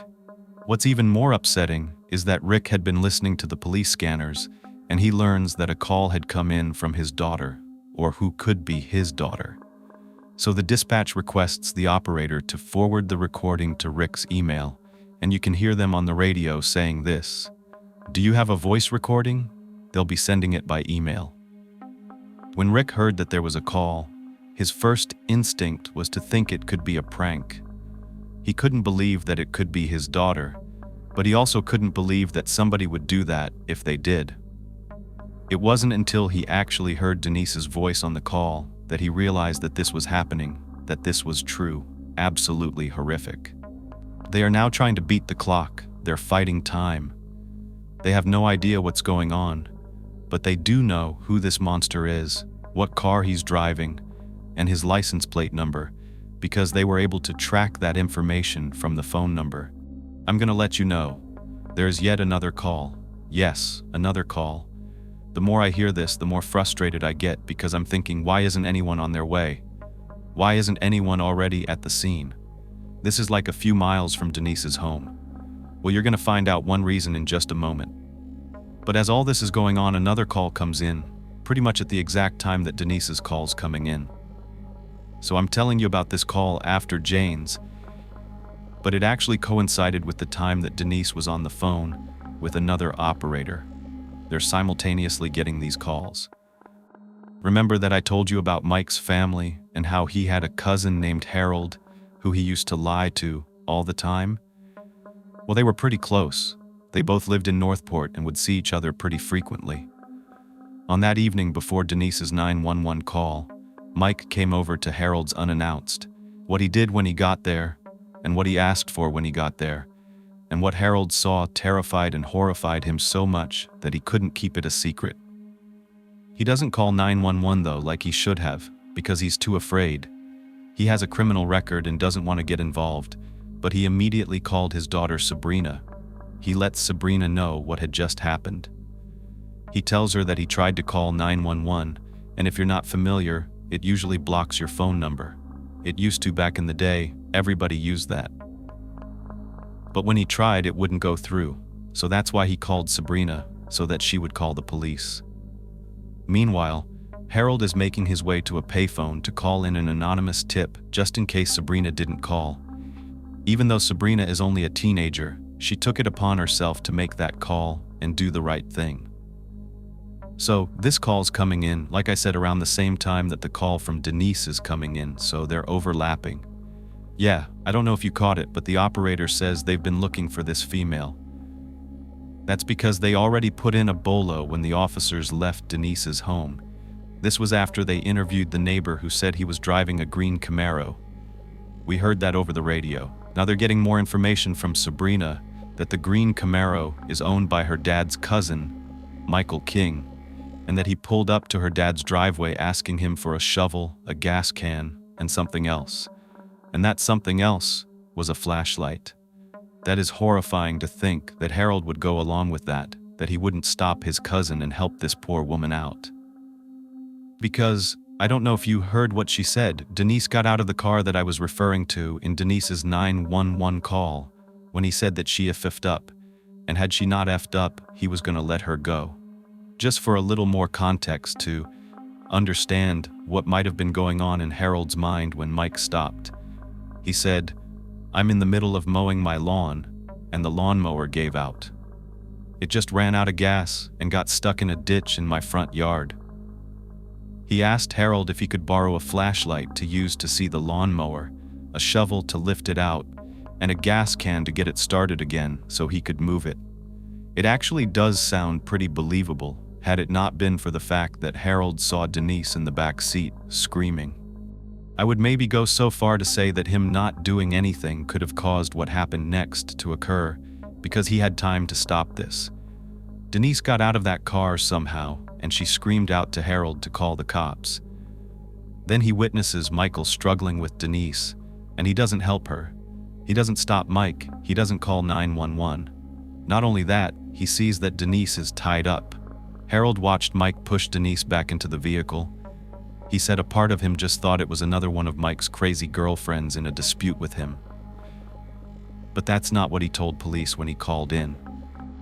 After this call, they put out yet another bolo with the description of the car with the black bra as an additional piece of evidence. The crux of this case has to do with negligence, the absolute negligence that happened here, the dropping the ball in more ways than one. The 911 operator who took Jane's call failed to route that call properly. And the reason why is because the Northport police were handling the case. Charlotte County, which was the county that Rick worked for, only got involved because Rick asked them to. When Jane was driving on the 41, she had just passed the county line. That line separates Northport from Charlotte County, so her call was routed to Charlotte County, not Northport. Still, there should have been a record made and dispatchers notified. There were helicopters in the sky, there were deputies on foot with police dogs and patrol cars, and they were so close that had this opportunity not been missed and this negligence not happened, Denise wouldn't be face to face with a monster less than a few miles away from her home. Meanwhile, the police are banging down Mike's door. Here's what the officers are relaying over the radio. I can't imagine the fear that was in Denise's father, because he knew how these things turned out. Yet he is trying so hard to hold on to hope that his daughter wouldn't become another statistic. But time was running out. There they were at 3493 Sardinia Avenue, the house that stood still like no one lived there. They kicked down the door of this empty house with their guns out in front of them, going room to room looking for Denise or any signs that she had been there. Here's the police radio. Did you have duct tape in a bedroom with long strands of brown hair? But they did spot something, a roll of duct tape when they entered the master bedroom. You can hear an officer over the radio saying that there was a blanket placed over the window. There was another blanket that was crumpled up on the floor. I'm going to show it to you on the screen. This is a Winnie the Pooh blanket, probably reminiscent of when his little boy was younger, or maybe it came from Denise's house. They collected what they could. They got a hair tie that was laying on the floor, a wad of bunched up duct tape that hair was sticking to, and they also got a pillow on a makeshift bed that was placed on the floor, which is what I'm showing you here. When I look at this, I get sickened, because this is most likely where Mike carried out his heinous acts on Denise. This was another crime scene, so they began putting the yellow tape around Mike's house, a second scene that they had to search from top to bottom. Oma and Dana are living right next door. They knew this man could fly off the handle, and now they're looking outside as a sea of police cars have their lights flashing and helicopters are above the house. Now news stations are getting involved because the word is getting out. Amidst as much doubt as Rick had in his mind, he was still holding out hope. Him and Nate were hoping for the best, and everybody was hoping for the best because of the sheer amount of people that were helping. Nate really thought they were going to find her. These investigators were not leaving any stone unturned. They were cutting up pieces of the carpet. They were collecting hair ties, the blanket, the duct tape. I think to myself, she was leaving behind clues. That's what we're told to do. Leave something behind. I don't know if you're thinking the same thing I was, but I was like, why are they not on Toledo Blade at this point? No, that was the road that Jane said the car turned down. Why are they not there? Well, you know why they're not there. They didn't find out about that 911 call until 2 days later. They would have been able to get there in a matter of minutes, if not seconds. There were 70 units positioned at different checkpoints all over Northport and beyond. They had positioned a lot of the patrol cars on I-75, which was one of the largest highways in the area. This is because there are on-ramps and off-ramps, and they wanted to make sure they knew every car that was coming in and out. It wasn't until 9:15 p.m. So you do the math. The call from Jane came in around 6:30. It's now 9:15, so Mike has had about 3 hours to himself and to his deeds, 3 more hours with Denise, and I just keep thinking, what happened in those 3 hours? There were 2 officers that were parked on a median, one facing one way, one facing the other way, and they were kind of butted up against one another watching the ramps. One of those highway patrolmen was Eddie Pope. When I read this, I got so upset. They were right near Toledo Blade, and all of a sudden around 9:15, they notice a car. It's coming off a side road onto Toledo Blade, and then coming on the highway. Eddie Pope recognized it was a dark-colored Camaro, and it entered I-75 South. Now, you're going to hear from the police radio a call that comes in to dispatch, trying to catch. As Highway Patrolman Pope follows this car, he realizes that the license plate matches. He explains it better, but it's this chilling feeling that you get. It's this feeling of adrenaline because you know that this is your guy, but you're also terrified.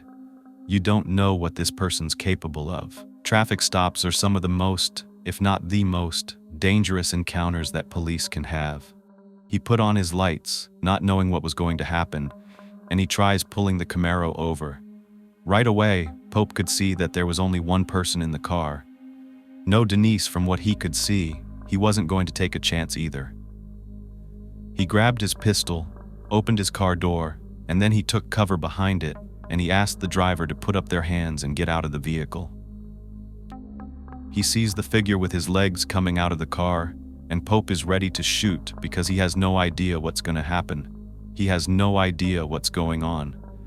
Just like he's taught to do, he orders the man to walk to the back of his own vehicle and put his hands up that way. He's not near his car. Mike can't go back, operate his car, and leave. You're putting space between the driver and their ability to leave the scene. That's exactly why police officers do this. And as soon as Pope came closer with his pistol raised, Mike said he wanted a lawyer. That was the first thing that came out of his mouth. He says, "I want a lawyer."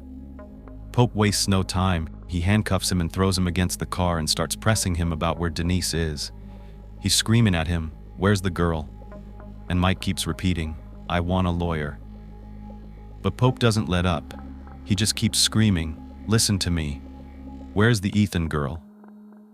And this is when Mike says that he had been hijacked. His car had been hijacked. Do you really think that this officer believed him? No, it wasn't hard to tell that Mike had been somewhere doing something because his jeans were soaking wet and they had dirt all over them up to his waist, and there was mud on his shoes. I'm sure you know where this is going. Pope pats him down, trying to make sure he has no weapon on him, and he finds a wallet and a cell phone. The cell phone no longer has a battery in it or a SIM card. So, between the 911 call and now, Mike, at the very least, had suspicions that either his cell phone had been used or it was being tracked. They don't waste any time. They begin to search his vehicle from top to bottom, and they did find things, but they didn't find Denise. She was nowhere to be found. They found the gas can, which was now lying on the passenger side of the car on the floor. They find the shovel, and they see it's been used because it still has wet dirt on the tip. It's lying in the back seat along with the flashlight and blankets. They might not have known where Denise was, but they definitely knew that she was in the car because she left clues behind. They continued to examine his vehicle, and they saw blood. Their flashlights could tell there was a substance on the outside of his car, on the hood, and on the black bra. As they examined the car closer, they noticed another liquid that was running down the hood of the car. It was some kind of thick, clear liquid along with hair, and they also found hair in the back of the vehicle. These were not good signs. Any experienced law enforcement officer knows that these are signs that they've missed their chance to save someone. Can you believe that Mike maintained the story that he was kidnapped? When they took him to the station, he wouldn't quit. He was just telling another one of his lies. But trust me, these investigators were not falling for his lie. His story was that some guy and Denise had hijacked him at gunpoint. They got into his car and they told him to drive. He said that they put some kind of covering over his head, and they tied him up and they just took off. Oh, and he wasn't able to hear anything. No, he couldn't hear what the girls said, or he could hardly hear them screaming, because the hijacker took his time to shove earplugs into Mike's ears. Of course, the investigators are pressing him and telling him things like, "Listen, we need to find her. She's got 2 babies at home. I'm here because I need to find out what happened. You're the only person right now that can tell us what happened. We need to find out where she is and what was going on." The investigator even asked him, "Where should we start looking? Where did all of this take place?" And Mike says, "You know what? You should probably go and look close to my house because that's where it initially took place." And isn't it interesting, he's telling the story and turning it on himself because he did that to Denise? He took her from her driveway, he put a blindfold on her, he held hurricane point and pushed her into his car. The investigators were already on Toledo Blade and everything around it since that was the road that he came from. It's getting late at this point, but they're doing the best they can.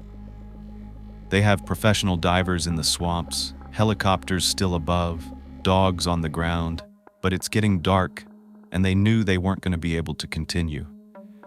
They had to end the search because it was also starting to rain. However, that night wasn't over for Mike. They were continuing to press him.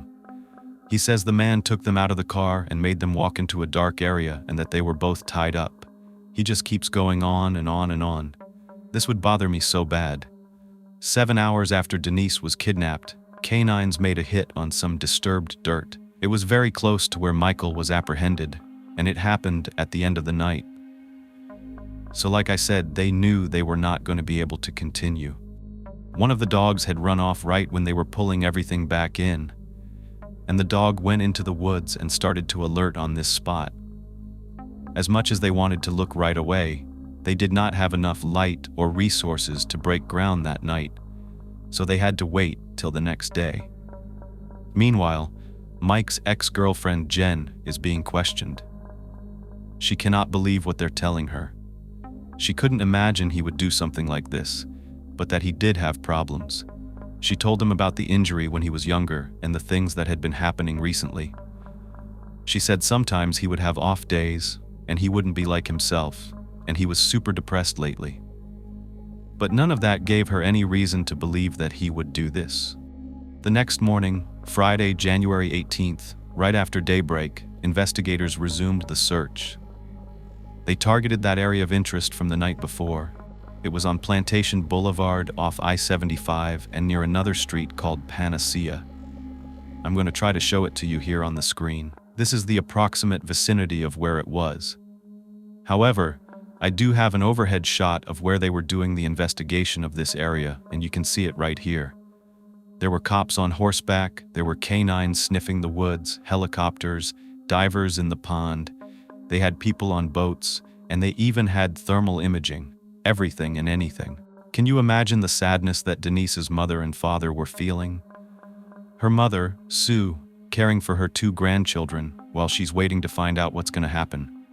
I would be a wreck. Police were interviewing them as well and showing them pictures of Michael and asking, "Do you know him? Does he look familiar?" And neither one of them knew who he was. They had never seen him before. The thought has to cross your mind that you're never going to see your kid again. Rick knew in his heart they probably were not going to find Denise alive, and I think this is when you resign yourself to just wanting their body back. You just want to be able to know that they're home safely, even if you never get the chance to speak to them again, or look in their eyes like you did before, and have them look back at you, because they're just a shell of who they were. You still want them back. You don't want to imagine your child cold and lonely, even though you know they can't feel that, but you can feel. You can imagine just laying there by yourself. That is not the grave you want for someone you love. The word was getting out regarding Denise's disappearance. News stations were reporting on it, and as Jane was drinking her morning coffee, she sees it on the news. All she could think was, oh my God. She sees Mike's picture. She's like, that's him. She calls the number on the screen to provide a tip, and when she spoke to the authorities, she told them about her 911 call. Nobody knew what she was talking about. It's frustrating because she said, I told you about Toledo Blade at 6:30 yesterday. Why haven't you found her? I saw her. They acted like they didn't even want to talk to Jane. They gave her the whole, ma'am, we'll get back to you. I think at this point they knew that they had messed up. They had enough evidence to charge Mike with kidnapping, so they did lock him up and they were still interrogating him. They put him in a cell with a guy named Charlie, and it turns out that he's somewhat of an informant. Sometimes when people get locked up, they tend to relate to the other criminals there, and then they start to share and confess what they did. Many inmates, though, are trying to get information because if you snitch, you can sometimes reduce your sentence. So this is Charlie's experience with Mike. He hears him saying over and over again, I don't want to get effed in jail. I don't want to get effed by a gang in jail. All he's caring about is himself. Charlie knew everything that was happening because he could hear it on the police radios the whole time. Everything's going on. He's getting a play-by-play, and he's trying to get Mike to talk. Mike keeps telling Charlie that the cops are against him, that they're just trying to set him up because they can't find the other guy. And it's all a conspiracy, and he has nothing to do with it. Now, he changes his story and says, I was just driving down I-75, minding my own business, and I see this guy on the side of the road and I want to help him because he's in trouble.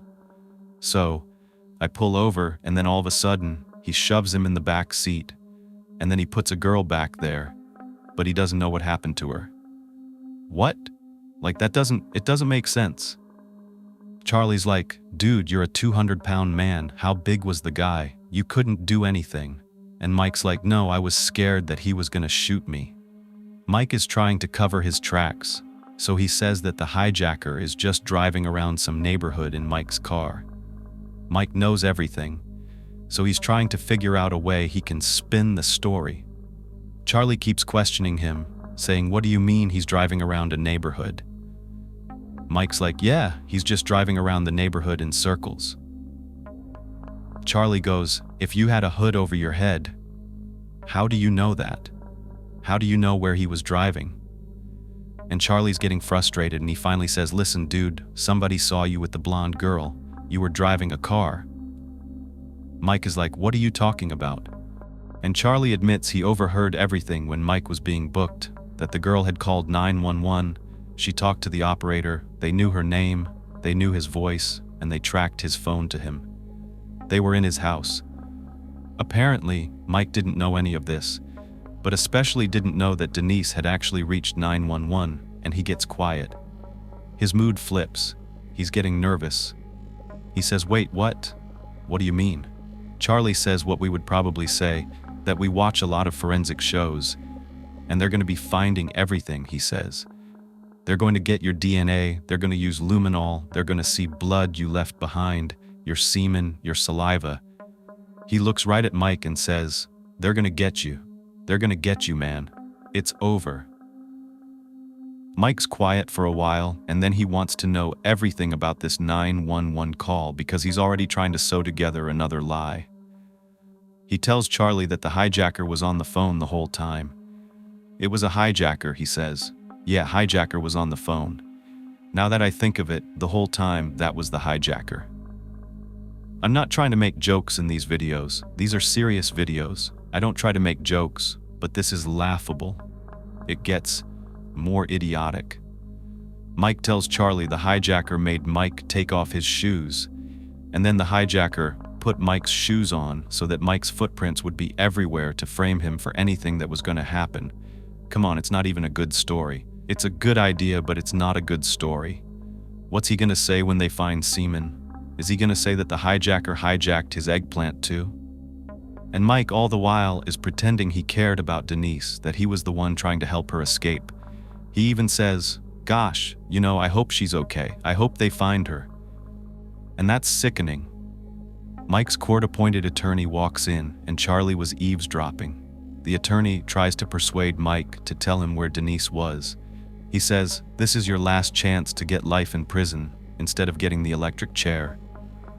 But he maintained his story that he was taken. At this point, they bring in his cousin Harold to try to get information from Mike, but he wouldn't budge. And here's part of that conversation.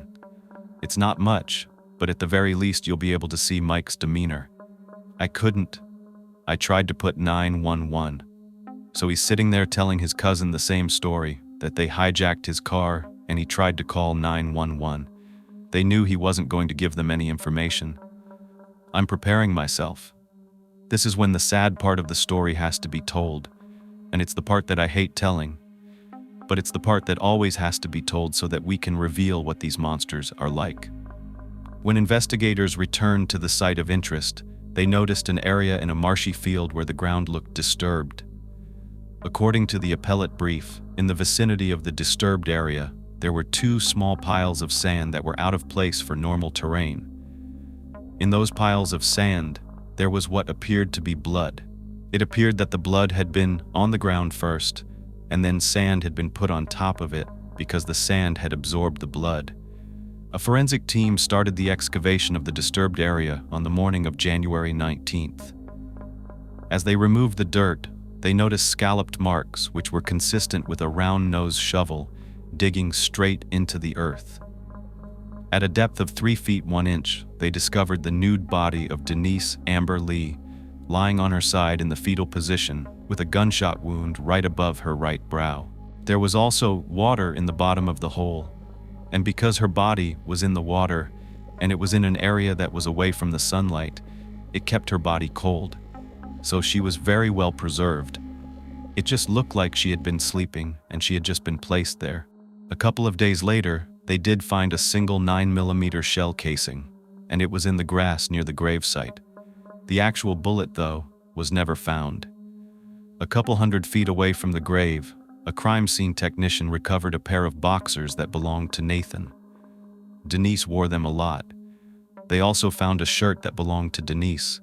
The boxers were tested for semen, and it was positive. The cells matched the DNA of Michael King. Since it was so close to her right eye, this led the medical examiners to conclude that the gun would have been seen by Denise. It had been right in her field of vision. Now this part is something that really disturbed me. I had never heard of anything like this before. If none of this has been disturbing enough, from the location of the wound, the medical examiner explained that when the weapon was discharged, it caused Denise's eye to explode. That thick, translucent substance that was located on the bra of the Camaro, that was most likely her ocular fluid. And like I said, I had never heard about that in any other case. There was also aspirated blood in her lungs, which means that she continued to breathe after her wound was inflicted. 2 pieces of duct tape were removed from her hair. The medical examiners found bruises on her wrists and concluded that they had been caused by ligatures, and some of them were defensive wounds. Her bra was torn and it was buried nearby, and there were bruises on her thighs. I am not going to go into details about the other parts of her body that we know were traumatized in the non-consensual event that occurred, but semen was recovered, and it matched Michael's to the exclusion of 1 quadrillion other Caucasian men. No question, he did this. It's terrifying to think that this woman was in her own home in the daytime with her children, innocently living her life. It wouldn't matter, and it definitely wouldn't change anything, but I want so badly to know what was going through Michael's head. Before the end of this video, there is more that I need to say, because I can't leave it like this. I want to celebrate how smart Denise was, the signs that she left behind, the evidence that she purposely planted to aid in the discovery of her identity in case she didn't make it. I'm sure she knew deep down inside that her father was going to do whatever it took to solve this case, and she helped. They found strands of her hair that were stuffed underneath the seats of the car, and she pulled them out, keeping the root intact so they would have DNA to collect. There was something else. When the cop's flashlight shined through the dark vehicle's back seat, something caught his eye. The light reflected off something shiny and small. Within the blanket in the back seat was a tiny heart-shaped ring. And you and I both know it's Denise's ring because we know she was in that vehicle. We know she was in that back seat, fighting for her life. We know that in her last moments, dealing with everything else she was dealing with, she purposely removed the heart-shaped ring that she never took off. The special ring Nate gave her on their very first Valentine's Day together. She took it and she placed it underneath the blanket in a crevice on the driver's side back seat. And I'm showing you the picture if you want to take a look. She left it behind as a sign that she had been there. It's so sad for me to think that in her last moments, she was making sure to do as much as she could so that this disgusting man was held accountable for what he did to her. When they found this ring, they had to have someone identify it, and that's when Nate's worst nightmare became a reality that he would never be able to shake. He came down to the police station and he had to confirm that the ring belonged to his beloved wife, Denise. He knew she never took that ring off, and he knew what it meant to her. It meant more to her than her wedding ring. Some part of him knew that she knew if she would have left her wedding ring behind, he might not have been able to identify it as much as he was able to identify the heart ring. Denise just knew that. We know Mike did this. So what happened to him? I don't like to end these stories until we talk about what happened to the person who carried out these horrific crimes, what he was charged with, and ultimately what sentence he received. There were a lot of witnesses for this trial. There were doctors who came in and talked about his head injuries and that he had a learning disability and what his mental state was like and the symptoms he was having, the headaches, the buzzing in his ears, the stress he was under. They had explained his relationship was falling apart, his house was being foreclosed on, he was unemployed. But these things happen to people on an everyday basis. It's no excuse for hurting an innocent person. His ex-girlfriend came in and she talked about only 2 days before the crime occurred, Mike's behavior became more extreme. He believed that the neighbors were looking through his windows and he was becoming even more paranoid. He thought people were following him, and it was only a matter of time before they caught him. Sometimes I think, anytime I hear paranoia, I think schizophrenia. But that's not what we're talking about here. The doctors who examined him concluded that it was actually frontal lobe damage. They found that he had abnormalities in the frontal lobe, and they concluded that the abnormal activity was consistent with traumatic brain injury. There was also a weird divot in his brain in that area, probably from his accident. The defense tried to argue he was in a catatonic state when this happened, but to me, I'm sitting here thinking, you're in a catatonic state, but you're able to look at a woman you don't know, go into her home, kidnap her, let her sons be put inside of a crib, take her back to your house, do unconsensual things to her, tie her up, drive to your cousin's house, all in a daze, all in a catatonic state. I find that very hard to believe. We usually want to know, why did this happen? We don't want to think that these things can happen at random. We want to find a connection. Some people say it was because one of her family members was a mortgage broker and Mike's house was being foreclosed on, so he was trying to get revenge. Another person came forward and said it was because Rick had a past as an undercover cop, and this was a hit. I don't know about that because why would you have to do all those other things if it was a hit? Why not just enter the house? But the most logical one that people really did believe, but it was debunked by Denise's family, was a man who called in to say he was at the post office in Northport just a couple of hours before Denise went missing. He said she was standing behind him in line, and so was Mike. Mike was looking at her as she was coming through the door with a box. When she left, he saw Mike leave and assumed that Mike followed her back to her house. But at the trial, they concluded that this was a random act, that he randomly drove by, saw her, and in the blink of an eye, he premeditated what he was going to do next. As he sat in her driveway, his ex-girlfriend even testified that on that night between 4 and 6 p.m., this was after he had taken Denise but before he had killed her, that she talked to him on the phone and he sounded completely normal. That is really cold. In the end, though, they did not think that he was incapable of understanding right from wrong, especially with how disgusting and heinous this crime was, just how atrocious and cruel it had been.